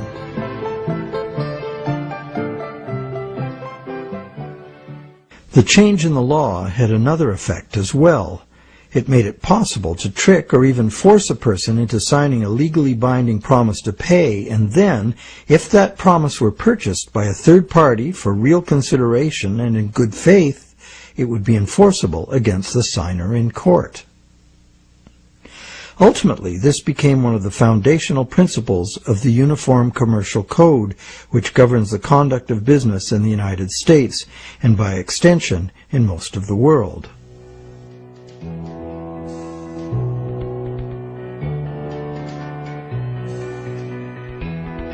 Think about it. If we buy a stolen laptop from a guy on the street, we're guilty of receiving stolen goods, a criminal offense. Doesn't matter if we paid honest money and were unaware the goods were stolen. The court will restore the goods to the rightful owner. We, as purchasers, innocent or not, lose our money and may even be charged with a crime. But if we buy a loan contract from a banker and give him real value for it in good faith, it doesn't matter that the loan contract may have come into existence under false pretenses. Whoever signed it is required by commercial contract law to pay up, and the courts will enforce the obligation. Today, debt contracts come in a myriad of forms, including and especially loans and mortgages. It's significant to note that just as these common law restrictions were being removed, the brand new Bank of England was being established. The first bank state-authorized to create money out of thin air. The new laws fit in perfectly, making the new bank's empty contracts enforceable against the so-called borrower.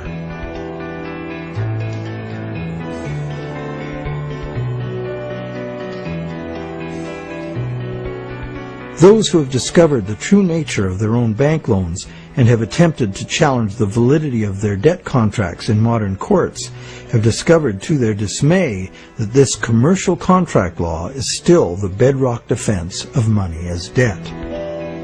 The bank will have sold the original loan agreement to a third party for value, and even though that third party is often just a sister company of the bank, all that matters to the judge is who possesses the document, what it says, and whose signature is on it. The bank's failure to inform the borrower about the true nature of the loan contract and the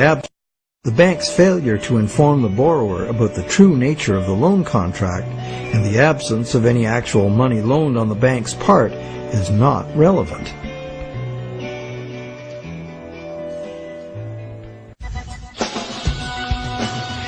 So, to conclude our investigation, it appears that modern banking practice rests on several distinct violations of common law, common sense, and natural justice.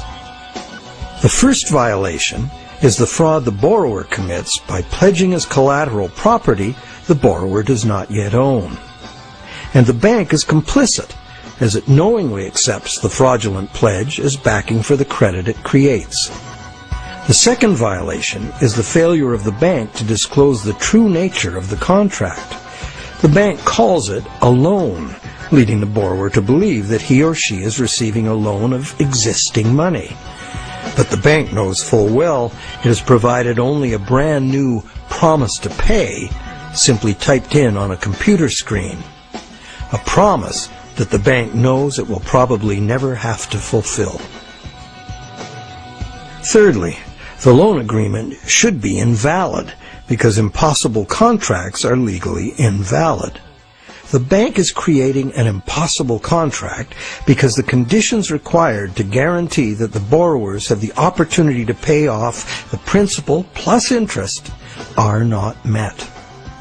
Unless the system enforces 100% recycling of both principal and interest, which it emphatically does not, some borrowers are going to default and lose their collateral simply due to the systemic shortage of money. The fourth violation is the violation of natural law by the law of contracts, which confers automatic legitimacy of title on any contract if the contract is sold to a third party for valuable consideration. This violates the principle that one cannot give better title to something than one has. But perhaps the biggest fraud of all is that most of the people who produce the real wealth of the world are in debt and at risk of losing everything they have worked for to bankers who fabricate money out of mere promises to pay. And where does this leave us? We are hostages in an economy that must grow faster and faster to keep up with an ever-growing money supply, where the entire system collapses in ruin. The money system as currently structured refuses to recognize that the real economy is limited by the capacity of the planet to provide the raw materials and waste disposal services the economy needs. The planet is finite, and therefore it should be obvious that the economy cannot grow at an accelerating pace forever. Our current money system runs like the bus in the movie Speed. It could not slow down, or the bomb planted on the bus would go off.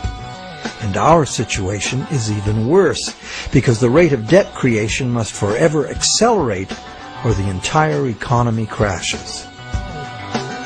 The notion that infinite, perpetually accelerating growth is possible is the great fallacy of modern economics. It is a fatal delusion born of greed. An economic, social, and environmental crash of unprecedented proportion is surely inevitable, and this monetary system is utterly and hopelessly incapable of adapting to it.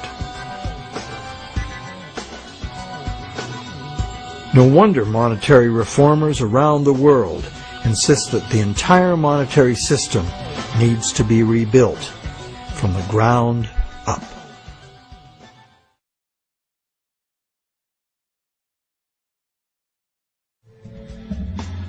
So what is the solution? One idea many people suggest is to return to the days when money was backed by gold. Gold, they argue, is the true money because it's inherently valuable. The underlying principle here is that money should be a commodity that is valuable due to its scarcity, as gold is scarce. As a general rule, those who hold this view of money also believe that money should exist independent of government. Another school of thought, diametrically opposite, is that the creation of money should be the exclusive prerogative of governments.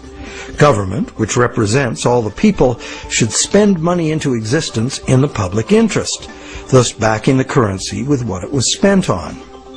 Having taken back the power to simply spend money into existence, government would never need to go into debt or pay interest. Of course, government spending without limit would result in a worthless currency. To prevent inflation, money would also have to be extinguished. This could be accomplished using a wide variety of taxes, resource royalties, and user fees. Government spending and government taxes would, therefore, be interdependent and would equal each other in a perfect equilibrium. However, the goal of taxation would be to achieve price stability, as the government would have no need of tax revenues in order to operate. Over the centuries, both the gold-based system and various government credit money systems have been used, with the gold-based system prevailing well into the 20th century. This wasn't because government credit money didn't work. It did within the country itself, where it was accepted in payment of taxes. But until the invention of modern currency exchanges, international trade had to be carried out in gold. In addition, gold has had an almost supernatural fascination for humans for a very long time. We've been conditioned for millennia to think of money in terms of portable inherent wealth, as in gold coins. However, this is not the only way to think of money, nor in the era of runaway debt money is it any longer accurate. Money is, at its root, an idea that humans invented in order to turn simple subsistence into complex civilization. It's the development of money that made possible specialization of labor and the indirect exchange of goods and services. Throughout money's evolution, from direct barter to standard trade goods, and on to standard coins, to paper promises of precious metal, to digital promises of paper cash, and now to digital promises to pay digital promises. Throughout this long evolution, The prevailing idea has always been to achieve greater flexibility by using convenient and secure promises to pay instead of money itself. The problem with promise to pay money has always been that it provides a golden opportunity to cheat, to create more promises than there is real stuff to back those promises up. But is there a way to make the exchange of actual money just as convenient and secure as the promise to pay system? Now there is. Digital money, convenient and secure, is now a possibility because of new encryption technologies. It works like this. Imagine taking the serial number off a dollar bill and dispensing with the paper. What do you have? A digital dollar. A digital dollar that can now be electronically transferred around the world just as easily and securely as a promise to pay dollar. However, and this is the big however, the digital money, while being entirely electronic, is also like a metal coin. It can never be in two places at once. Thus, the multiplication of promises can be prevented by insisting on actual payment in cash, paper or digital. We don't even need to keep this digital cash in a bank, as it provides its own safekeeping and can be transferred by internet. And instantly transferable digital money could perform intelligent functions far beyond anything money has been capable of before. For instance, with simple math programmed in, money could be made to calculate its own value, eliminating human speculation, manipulation, and error. Wouldn't that be something?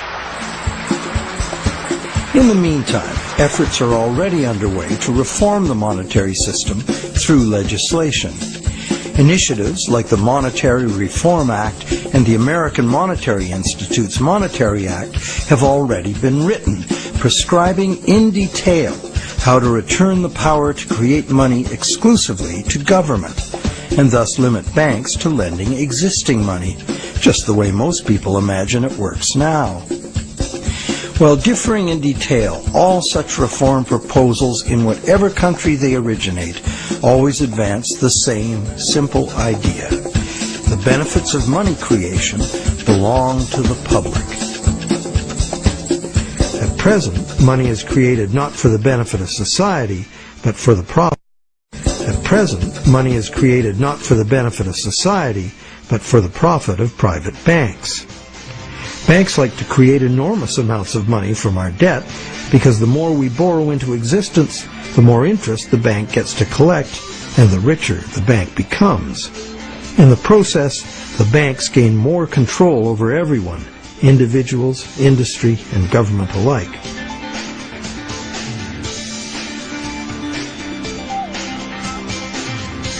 Abundant money too often leads to speculative asset bubbles that make insiders rich.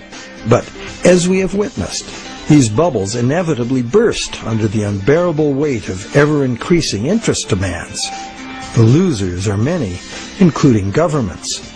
Already burdened with huge debt and shrinking revenues, governments are forced to add trillions to that debt in order to rescue the banks that are the cause of the problem. Otherwise, we would have no money system. It's an absurd situation, and a tragic one, considering that government could instead create the money itself and spend it interest-free on infrastructure, education, or universal health care. And most of that debt-free money would enter the economy as wages, circulating through all levels of society for everyone's benefit. This kind of abundant money would fund a reinvigorated, productive economy in which the savings of the people could fund honest loans of real existing money. At its root, money is a means by which we exchange real value. Without real value in the world, money is nothing. As we have seen, it's the real world that makes the loan, not the bank. We, the people, in conjunction with the material blessings of the natural world, are the source of all real wealth. Therefore, money creation and its benefits belong to the public, not to private bankers. And what about interest? As we have seen, interest poses an arithmetic problem. and it's a problem that can only be solved in three ways. 1. Defaults and foreclosures. 2. Perpetual growth of the money supply. Or the preferable and only other solution, 100% recycling of interest as spending. But such full recycling could only be accomplished by nationalizing the banking industry in the public interest. For example, interest earnings from public service banking could be paid to all as a citizen's dividend. Or it could be used to fund government in place of taxes, as was done successfully in colonial Pennsylvania. And that's just one instance of a society that organized its monetary system differently. There have always been alternatives, and there are alternatives now. What the evolution of money really teaches us is that the real measure of money's value is, very simple, its usefulness as money. And there are several different ways to create useful money. For instance, money can simply be an individual's private promise to pay, a pledge of one's own product or service, as in such community currencies as the let system or time dollars. Thousands of these community currencies already exist in circles of trust where members can be counted on to honor the credit they issue for themselves. And such community currencies can be a lifesaver in the event of a catastrophic collapse of the conventional banking system. When money shortages or hyperinflation disrupt trade and bring economic standstill, a working community currency can sustain a local economy. Are such proposals radical? You bet. But there are unprecedented challenges before us. No longer can exponential growth allow us to sustain a monumental debt that must ever increase to prevent the house of cards collapse of the whole system. Increasing wealth disparity, crushing debt, failing banks, and social and environmental catastrophes are what we face unless we radically change course. We must transform our monetary system to one that can adapt to a future we can now clearly foresee. To begin, we must examine monetary system designs that can deal with widespread economic shrinkage without inducing mass foreclosures and bankruptcies. But what can you do right now? Well, right now there are people and organizations around the world that understand the problems and the injustice of today's monetary system, and you can join them in their effort to bring about the fundamental changes we need. It's time to talk to our friends. A financial crisis is the ultimate teachable moment. When bankrupt banks have to be bailed out by the governments the banks were formerly lending to, the contradictions, the fraud, and the fatal flaws of the current system are laid bare for all to see. But the solutions are there to see too if we look. We cannot afford business as usual. Making adjustments to the current system will not save us. The changes we need to make are radical and dedicated to the good of all, not the profit and control of a few. To make these changes, we must leave behind our outmoded assumptions and misplaced faith. We must face the challenge of a complete transformation. Reality calls.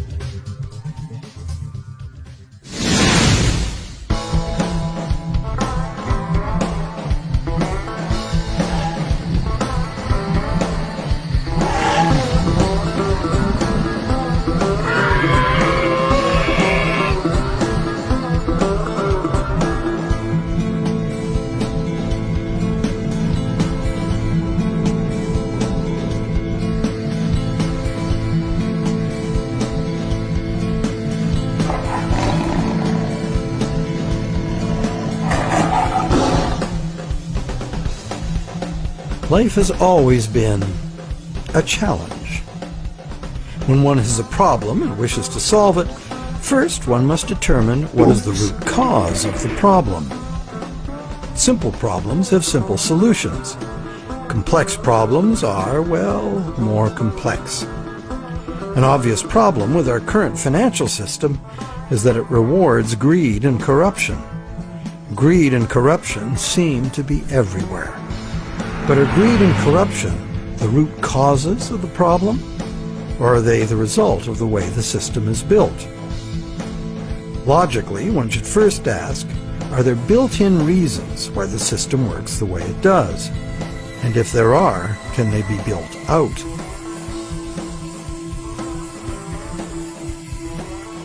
Some say the basic reason the system is unstable and leads inevitably to corruption is the charging of interest.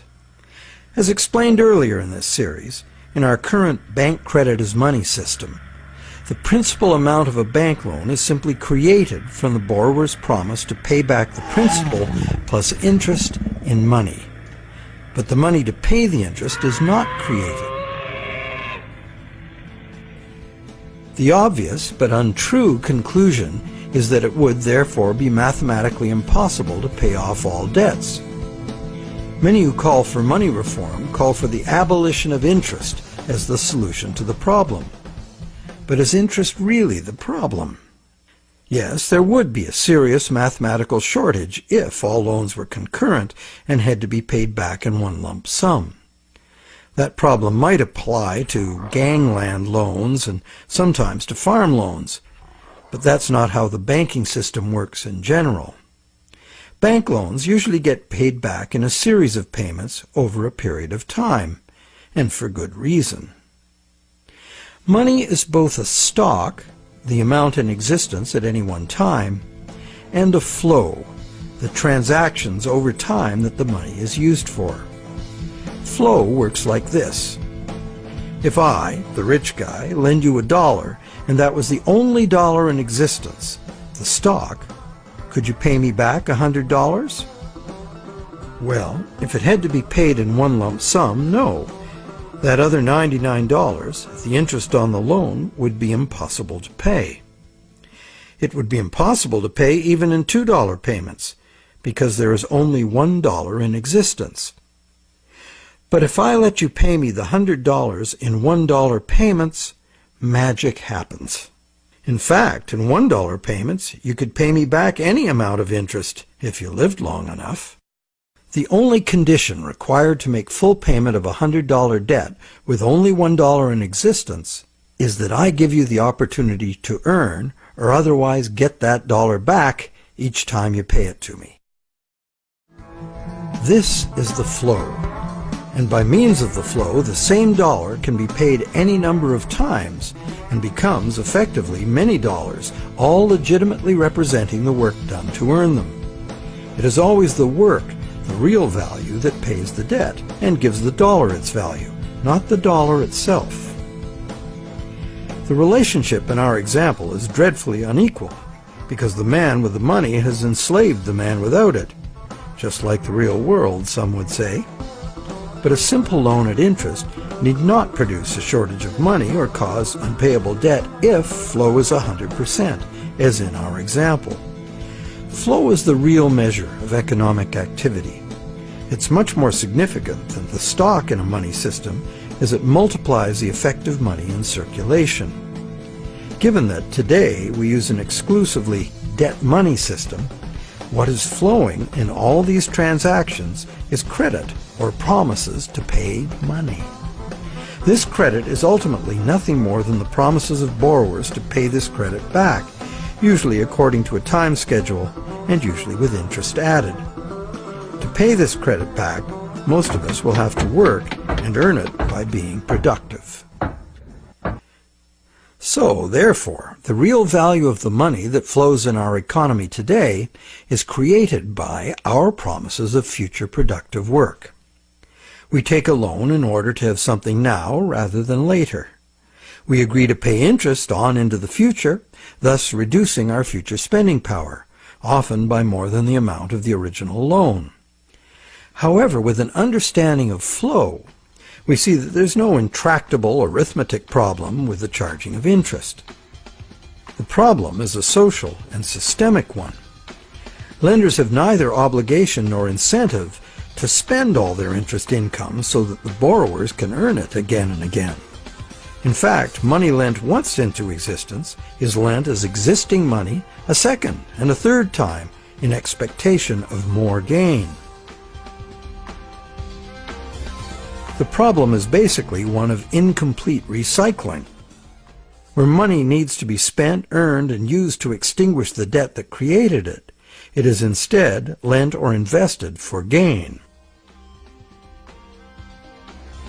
In other words, money that must be extinguished is, instead, expected to grow forever.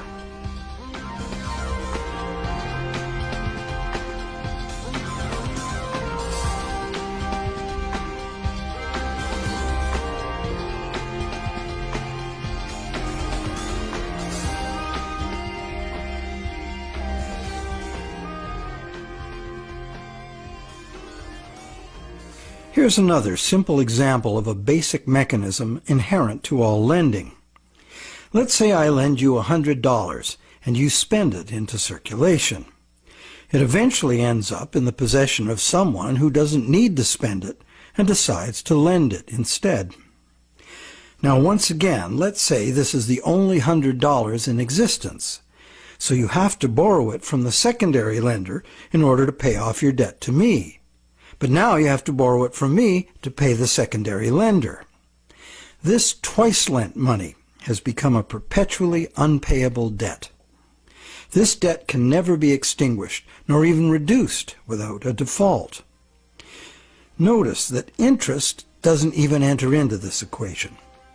The problem of perpetual debt remains, interest or no.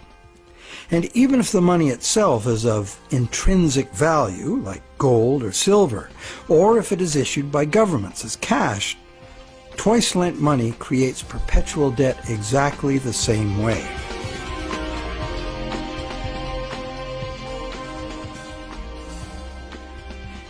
When the same money is lent at interest, several times simultaneously, not only is the debt perpetual, society as a whole is paying moneylenders multiples of the interest rate for the use of the same money. There's an expectation that existing money should increase indefinitely by being lent at interest. But this requires us to mentally divorce the money from the debt from which it came. However, the reality is, every dollar created today has a scheduled appointment to be extinguished as a principal payment on the loan that created it. And that's why debt money can't be separated from the debt that created it. It's like a yo-yo spun out into circulation in the economy for a while and then pulled back in at the appointed time. In order for the yo-yo to be free to return, all of the debt money needed to extinguish the debt has to be available to be earned. The flow must be complete. Can't we just pay off these debts with other money? But what would other money be? Today, the amount of physical cash and coin in circulation is very small. Almost all money is bank credit, debt money. So if almost all money comes into existence the same way, then it's valid to picture each debt money dollar as having its own cycle from creation to destruction. So, the question, can we pay off debts with other money? No, there is no other money, as all of it is similarly committed to debt in one form or another. Therefore, the only way to ensure current payments can be made is to constantly increase the total amount of money in the system. But more money in a debt money system means more debt, so the debt hole in reality just deepens. Since debt is money in this system, it creates the fantasy of wealth for a while, but fantasies must come to an end. The day of reckoning can be pushed back, but only by passing the debt on to generations yet unborn, which is precisely what we are doing now. Government debt piles up endlessly. Corporate debt piles up. Consumer debt, too. As long as total debt keeps increasing, the system can stay ahead of the debt monster.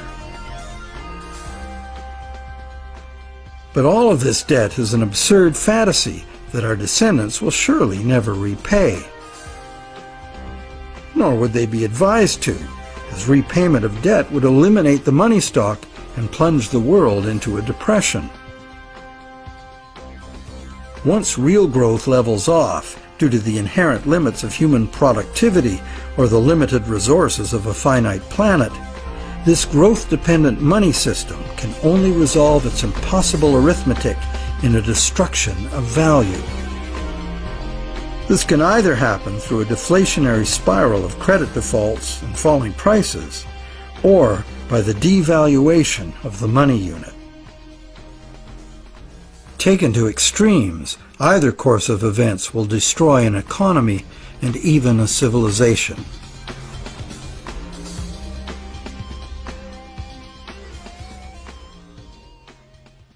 The only other choice is debt forgiveness.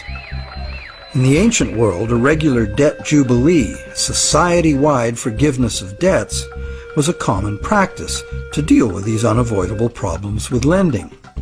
It was considered normal, even by the rich and powerful, that the general good of society took precedence over the rights of those rich enough to be lending money for profit.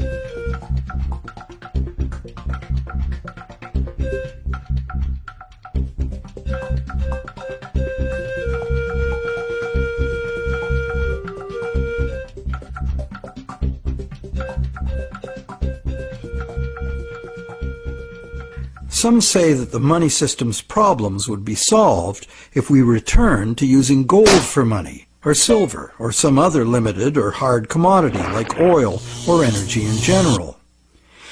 They argue that this prevents money from being created in excess and backs it with real value. However, it also makes those who actually possess the selected physical substance the only ones with real money. Everyone else would only have a claim on real money. For instance, gold.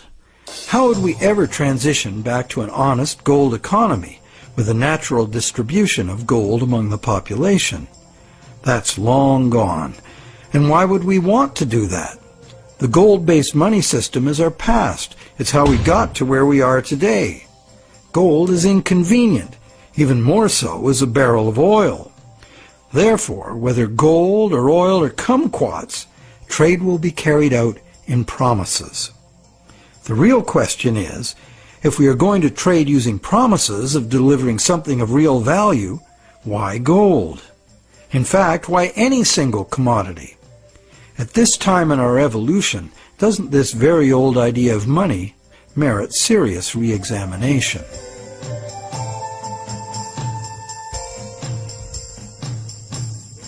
It can be argued that our current elastic debt money is backed by real value, every bit as meaningfully as gold.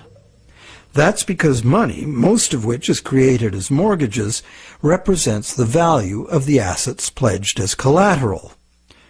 So is bank credit money actually a claim on the real estate pledged to create it? Not directly. Bank credit money can be a claim on anything. Now, anything includes the real estate pledged as collateral, so it can be a claim on the real estate that was pledged to create it. So how is a promise of real estate any less valid than a promise of gold? Both gold and real estate can change value relative to other commodities. Neither is a permanent standard. In fact, there can never be a permanent standard of value because value is always subjective and variable. So it would seem that the crucial difference between a claim on gold and bank credit is that bank credit is not a claim on any specific real thing, while the promise of gold is. The promise of gold has to be a promise of a specific amount of a specific real thing from a specific promiser. Isn't that the essential reason why many people would consider a promise of gold the better promise? But that is only true if the promise is reliable and what is delivered is really gold. with the discovery that some of the gold bullion sitting in central banks is actually relatively worthless tungsten plated in gold, the whole argument that gold is the most solid, reliable money is shown to be neither solid nor reliable. Precious metal is susceptible to counterfeiting, it's heavy, and it's vulnerable to theft. So to return to commerce via the physical exchange of precious metal coins would mean civilization had reverted to a pre-electronic level of technology. In the absence of such a collapse, the economy would still wind up running on promises just as it does now. So once again, money would only be as good as the promises made, and there would be no need of actual precious metal coins if all transactions were carried out with promises.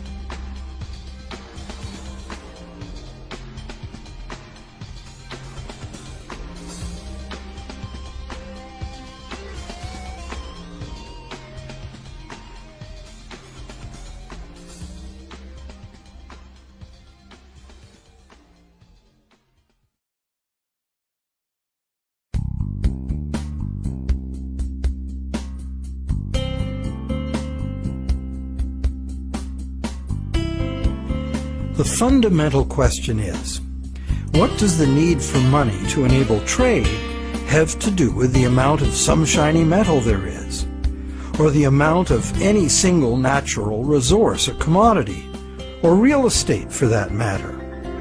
Where is there any meaningful relationship between the functional need for money and any of these things? To answer that question, let's go back in time and find out when money started and why it became what it is today. We know that Stone Age people had money. In the Stone Age, before writing was invented, money had to be a portable object of value, because that was the only technology available.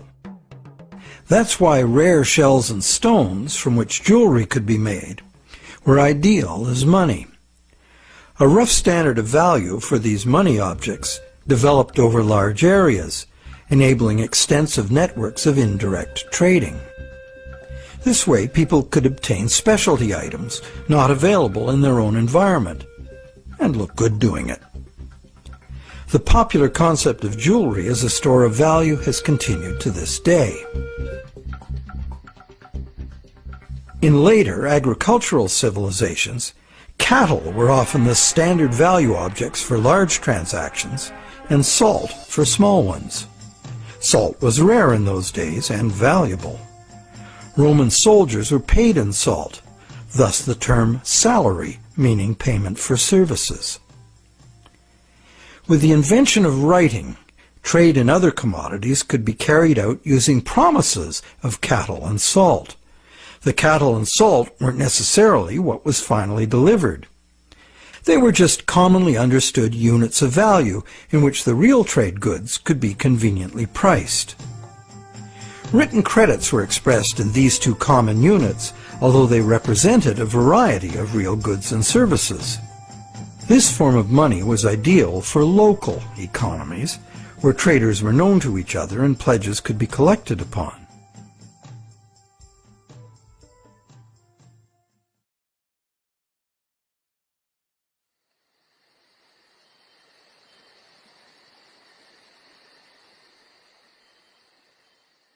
Agricultural surpluses allowed some people to leave the farming to others and specialize in particular crafts. This resulted in improved skills and better tools, and that led to further gains in productivity. This specialization of labor required increased trade, as more people opted to produce a single item of enhanced value. They would then need to trade their specialty for the broad spectrum of necessities that past generations had produced for themselves. But direct barter was inefficient. So more trade led to a greater need for money. Over many centuries, various forms of money were tried. Eventually, gold and silver coins proved to be the most useful money objects, because they were conveniently portable and similarly valued across large areas of the civilized world. They were also easily standardized for weight and purity, and did not require enforcement of value by some authority, nor redemption in goods from someone far away. Thus, for very good reasons, gold and silver became the universally successful international currencies, accepted as final payment of debt almost everywhere.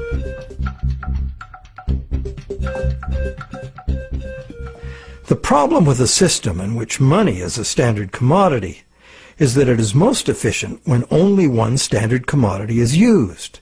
But if you do that, it makes the value of money exclusively dependent on the quantity of that one commodity in relation to all other commodities. For example, the Spanish thought they would be fabulously wealthy with all the gold they stole from the Aztecs and the Incas, and then turned into money back home. But when the gold got back to Europe, sure, the amount of gold increased, but it didn't increase real productivity in proportion. Fertilizer would have been more useful for that.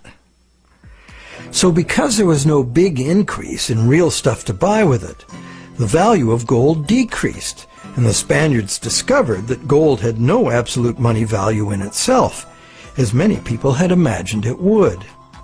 Its value was determined by its abundance relative to the value of real goods and services to be bought.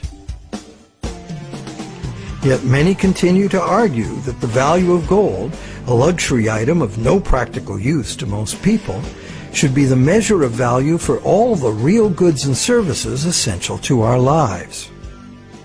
While some campaign for a return to gold, others mistakenly believe that today's money still does represent gold held in a vault somewhere. That hasn't been true for decades. In our current money system, we use national fiat currencies and bank promises to pay in national currencies as the standard commodity instead of gold. National currencies used to be promises to pay in gold or silver, but way more promises were made than could be honored, so that system fell apart. Today, national currency is just legally enforced money, what they call fiat money. That is, it's money you have to accept because the government says so. To many, this government fiat money is just worthless paper. But is it really? We can pay our taxes with it, and governments, especially local ones, provide essential services paid for with those taxes, like roads, schools, hospitals, libraries, police, and military. So government fiat money isn't worthless at all. Now, it is true that consumers of government services have no individual free market choice as to what their tax money is spent on and what services they receive. In fact, many taxpayers may not want those services.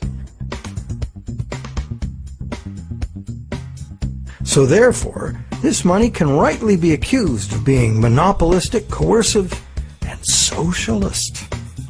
But government is coercive, monopolistic, and socialist by nature, isn't it? What else should it be? Government in a democracy or a republic is ideally a single authority, empowered by society to enforce laws agreed upon by society for its own collective benefit. In a free market economy, government must provide the level playing field of law within which the free market can function. And it also has to provide the referees to enforce the rules of the game. Those who are nostalgic for the freedom of the frontier should recall that the first thing early settlers usually did was elect a sheriff and build a jail and collect taxes to pay for both, for good reason. So government fiat money isn't inherently worthless by nature. Governments at all levels offer vital services in exchange for it. It only becomes worthless when government creates too much of it, which it often does, and for the worst reasons. While many reformers are fixated on the differences between gold and fiat currency, what's more important is the essential similarity. Being single, uniform commodities, gold, silver, national currencies, and bank credit all share the characteristic common to monies for millennia past. The more money there is, relative to the real things available to buy, the less the money unit is worth. Thus, the total quantity of money in circulation is extremely important to maintaining the general price levels.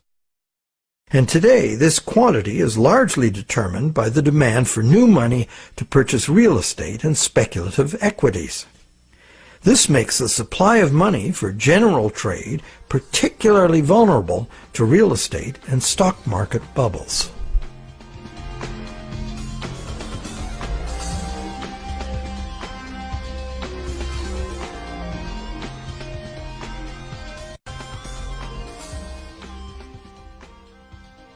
Perhaps the most significant problem with money as a single commodity is its tendency to concentrate wealth. Those who have no money must get it from those who have it to lend.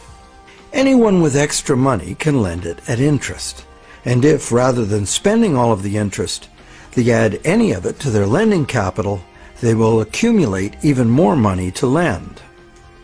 One reputable study counted all the ways we pay interest, directly on our own debt and indirectly in prices and taxes for corporate and government debt. This was compared to the interest we earn from all sources. This study found that only the richest 10% come out ahead. The next 10% do little better than break even, and the remaining 80% pay more than they receive, the poorest losing out the most. Now, in our current bank credit system, money is created as debt to banks. This debt is required to be repaid to the banks in money, either fiat cash or bank credit. Therefore, the ability of all borrowers to repay depends on the availability of fiat cash or bank credit. The supply of fiat cash is controlled by the nation's central bank, but fiat cash makes up only a very small proportion of money. Usually about 95% of all money is bank credit. And who controls the availability of bank credit? The banks? Well, on the one hand, what the banks can do is constrict the supply of credit any time they want to, with high interest rates or by just not granting loans. On the other hand, the banks can lower interest rates and encourage borrowing, but they can't expand the money supply unless borrowers are willing to borrow. If cautious and reliable borrowers are in short supply, banks must take bigger risks, as interest must be paid to depositors and banks cost money to run. The bank credit money supply is, as they say, highly elastic. And because it's based on the willingness of borrowers to borrow and the reliability of borrowers' credit, it is vulnerable to both rapid expansion and drastic shrinkage. Also, everyone is legally obliged to pay in money. Now, money in reality is just an accounting of debt, and accounting follows strict rules, so the whole situation is governed by inflexible numbers. That's why a sudden shrinkage in the money supply caused by some defaults has the inevitable follow-up effect of causing more and more defaults and even more shrinkage of the money supply. This self-reinforcing downward suction leads us into economic collapse and the economic and social absurdity of unemployed, dispossessed people camping outside their empty, vandalized homes. And what does the government do about it? It loads bankrupt taxpayers with astronomical fantasy debt that will never even be reduced, never mind paid off.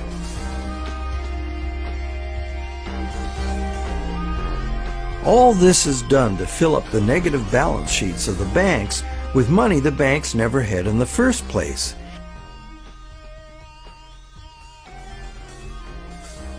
And then they use it to pay themselves obscene bonuses. Life is good for those who know how to play the system.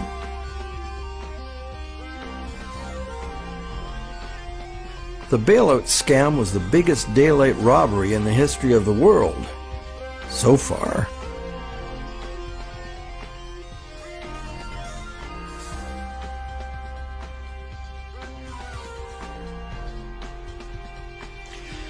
All of these tendencies of the money as commodity system are features of the system itself. The greed and corruption comes in as those who understand the system profitably surf the inevitable waves of boom and bust. Those who understand the system know what's coming and even precipitate it when the time is ripe for them to take advantage of disastrous mass events for their personal and political gain. But it's the structure of the system itself which gives them the opportunity.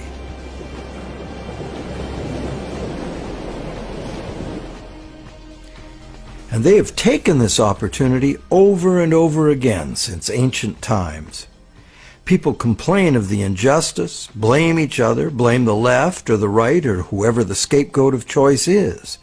But they never really catch on to the reasons this keeps happening. That's because most of us shy away from trying to understand the true nature of money and of freedom. The basis of freedom is essentially the freedom to exchange goods, services, ideas. If you create something in proven demand, you and only you should have the right and the freedom to create and spend the credit money needed by someone to buy it. Money as a portable uniform commodity was invented a very long time ago. It was the only choice using the technological means available at that time. But times have changed. So why is this outmoded technology still the prevailing concept we have for money? Could we go beyond money as we've known it? Could there be a new basis, a fresh concept, a design that could more effectively address the real purpose of money in the 21st century?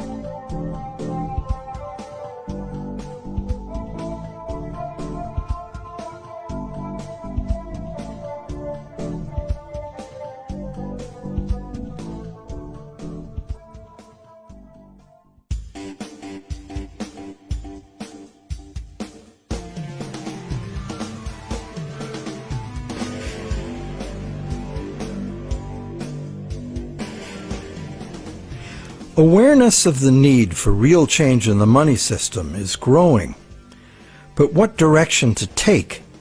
What exactly is the problem, and how can it be solved? The safest and only real choice, many people argue, is to return to gold, or a gold standard, because this worked for millennia in the past. But gold itself is impractical for transactions in the modern world. It was impractical centuries ago, which is why the promise to pay gold system developed. And so it is certain that, in practice, transactions would be conducted in promises to pay gold, not gold itself. Thus, the promises to pay gold money will only be as reliable as the promises. So in reality, it isn't the gold that makes the system work, it's the reliability of promises. Would they be reliable promises? Maybe. But what we would be using as money would be like the old goldsmith's promises, made in the knowledge that only rarely does anyone ever ask for real gold. This was the problem with the goldsmith situation. The real gold was seldom claimed, allowing fraudulent promises of gold to be made and used as money. Why would history not repeat itself if all the same elements remained in place? Another thing, what most people say they like about the gold system is that promise of gold money is a promise of a specific amount of real value. Now this is an odd idea, given that the vast majority of us have no use for gold, so how much real value can it have for us? Wouldn't a promise redeemable in food, clothing, or shelter be much more real? People also like the idea that gold is just gold, doesn't need a government to create it. However, it does need miners. In a gold money system, mining discoveries, jewelry making, industrial use, hoarding, and counterfeit bars of gold-plated tungsten would all influence the money stock. What on earth does any of that have to do with the need for money for trade? Lastly, gold as money is a single uniform commodity, manifesting all the inherent mathematical defects of lending demonstrated in part 1 of this movie. Being a coin with intrinsic value doesn't make any difference. A lot of gold and silver's appeal comes from a belief in an oversimplified version of history. People assume that coins were invented to standardize the inherent value of the metal they contain. This is true, but right from the beginning, some of the earliest coins were created based on a diametrically opposed idea. This was done because the rulers at that time foresaw the inevitable negative consequences of using limited supplies of precious metals as money. Therefore, they chose to avoid that route. Instead of precious metals, these rulers struck coins of iron or copper and defined their value by decree. What's more, these coins by decree were heated and dipped in vinegar, so the metal they contained would have no intrinsic value. These coins were in fact the original and true fiat money. They were merely tokens of value, money created by law and enforced by the ruler's authority.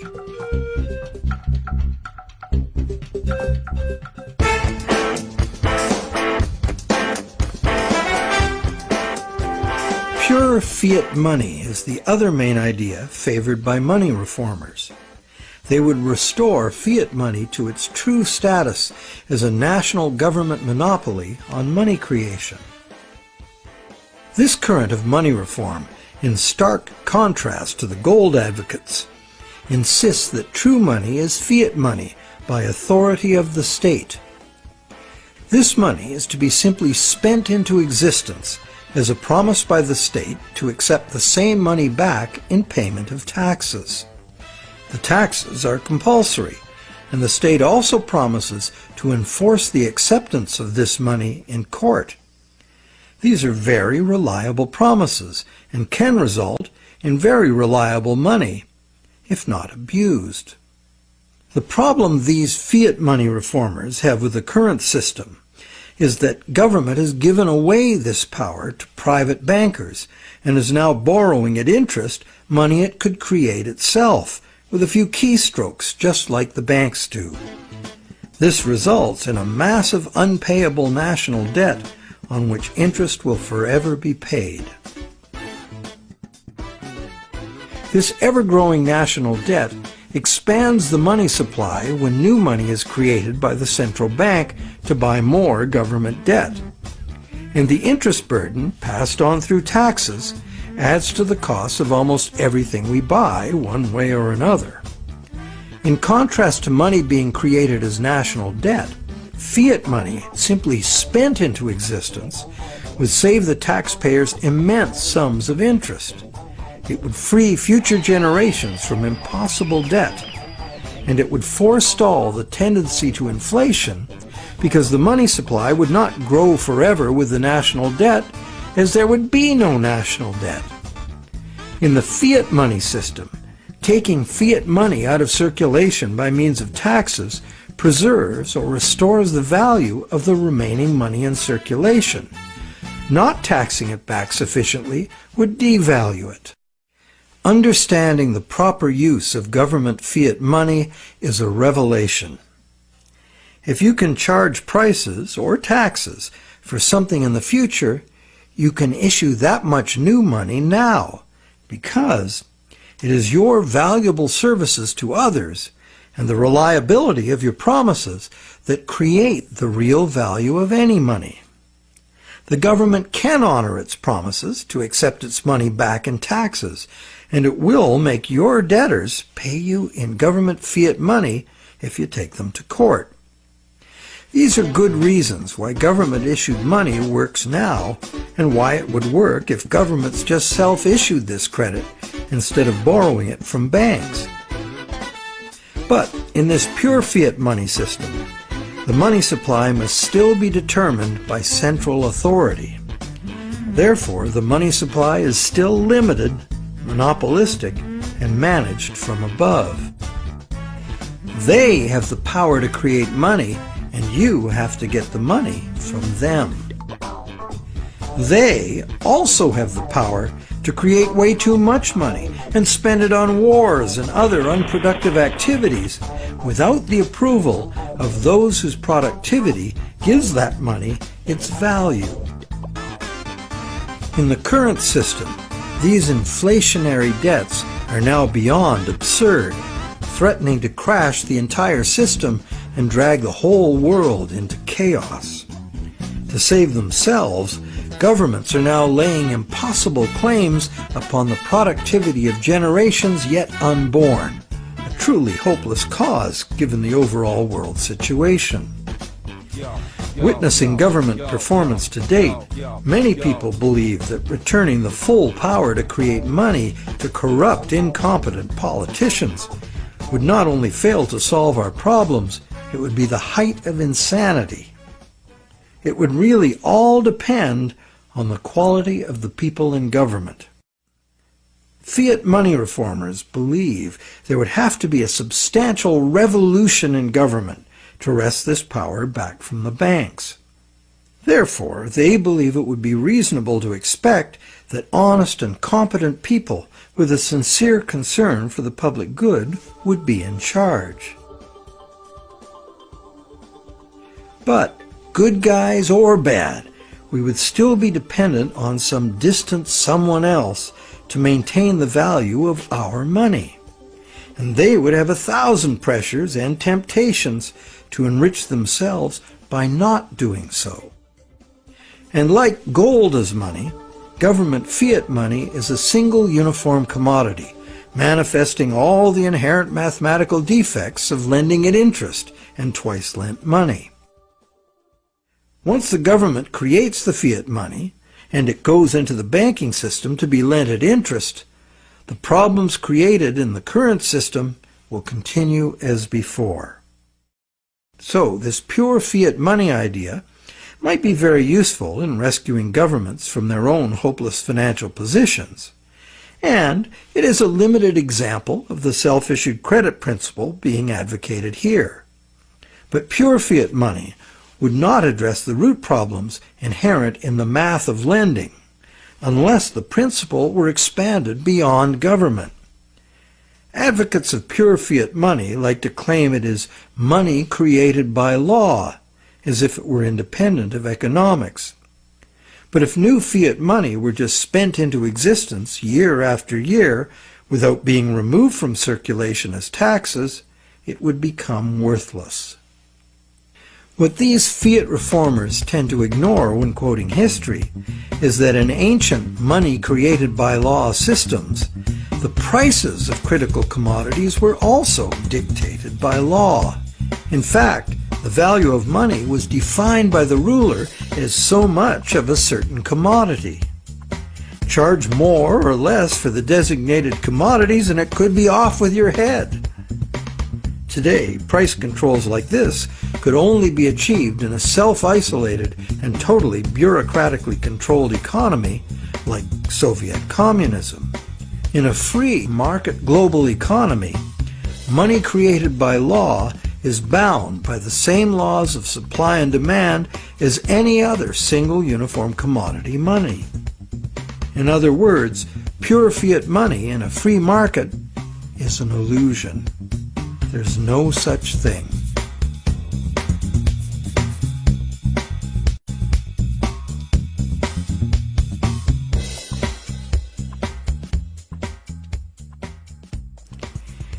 In the third stream of money reform are the various types of so-called alternative currencies, all of them based on some concept of money being created as self-issued credit.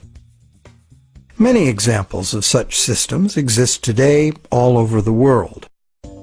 Some are very successful business-to-business barter networks, in which businesses create product credit money to use among themselves, independent of banks and government, and usually interest-free. Such systems are tolerated, and in Switzerland the existence of the Weir system is generally credited with stabilizing the banking system by expanding when the conventional system contracts and vice versa. But in the past, when they became too successful, alternative currencies were usually suppressed by the banking system or even outlawed by government. So, active suppression is the most significant external problem. The most common inherent problems with these systems are their limited scope and acceptance, their operating costs, and the unreliability of member credit. What the conventional banking system provides, worldwide reach, affordability, credit checks, and debt enforcement, are the necessary services that are usually inadequate or prohibitively expensive in the alternative systems. Once the small group of idealistic and honest originators are joined by members exhibiting the full range of human behavior, alternative systems discover they must deal with cheaters. Some are deliberate cheaters, others just not too conscientious about their debts. And at the opposite end of the spectrum are the hyper-conscientious people who won't issue credit because they are afraid they won't be able to fulfill it.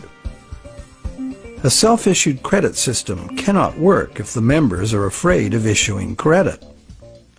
And that is why it makes far more sense that government and essential industries like farming, forestry, mining, manufacturing, and construction should be the main and widely accepted sources of self-issued credit, not vulnerable individuals trading haircuts for pottery.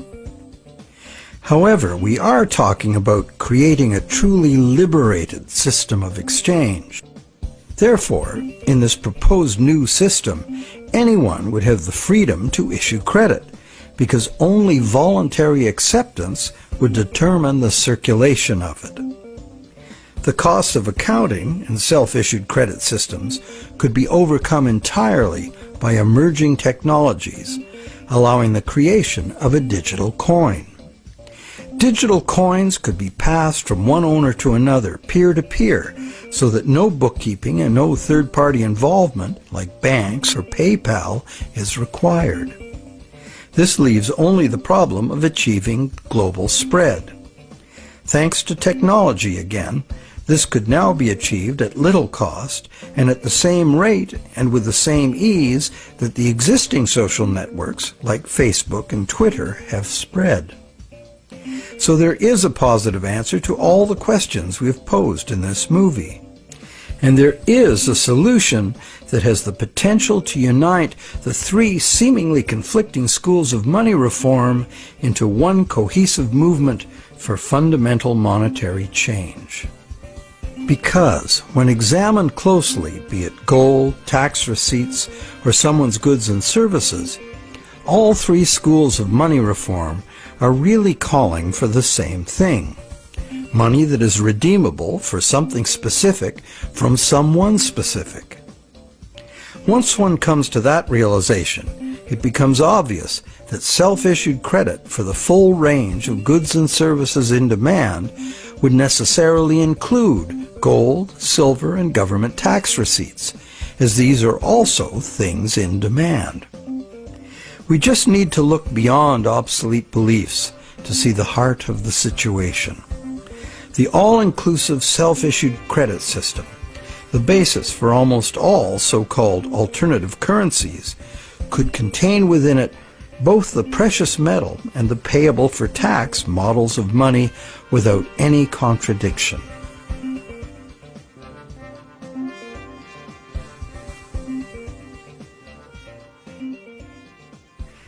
Money has both religious and social histories that are fascinating and go well beyond just the need for trade. But for our practical purposes in this presentation, money is the invention that overcame the limitations of direct barter. Money is, therefore, a technology, a way to solve a problem. Most of us would agree that we have a problem with our money system. This is no surprise once we realize the current system was designed by bankers in their own interest, and governments wanting to pump out artificial money to wage war and pay for it with the hidden form of taxation called inflation. It was not a well-thought-out project of mathematicians and engineers seeking to create a money system for the general benefit of humankind. There are now many people, including mathematicians, engineers, and even cartoonists, trying to rethink money as the need to do so becomes obvious. In this presentation, we've proposed that we return as close to direct barter as we can, because doing so would anchor the money system directly to the real-world things we want to exchange. The destructive flights of fantasy money that have brought the current system to its breaking point would not be possible. Self-issued credit is not a new idea. It is, in fact, an idea as old as numbers and written record-keeping. That is very old. However, only with our new technologies can it finally achieve its full potential as an international medium of exchange. And this transformation is already underway. Extensive electronic barter networks, some with their own currencies, exist among businesses right now. These could grow into a new global money system. In Canada, Canadian Tire money has been a self-issued credit for goods currency for decades. This money is redeemable for merchandise at Canadian Tire stores only, but is widely exchanged as payment by third parties because almost everyone eventually buys something at Canadian Tire. Like air miles and other bonus point systems, it is only a customer reward program at present.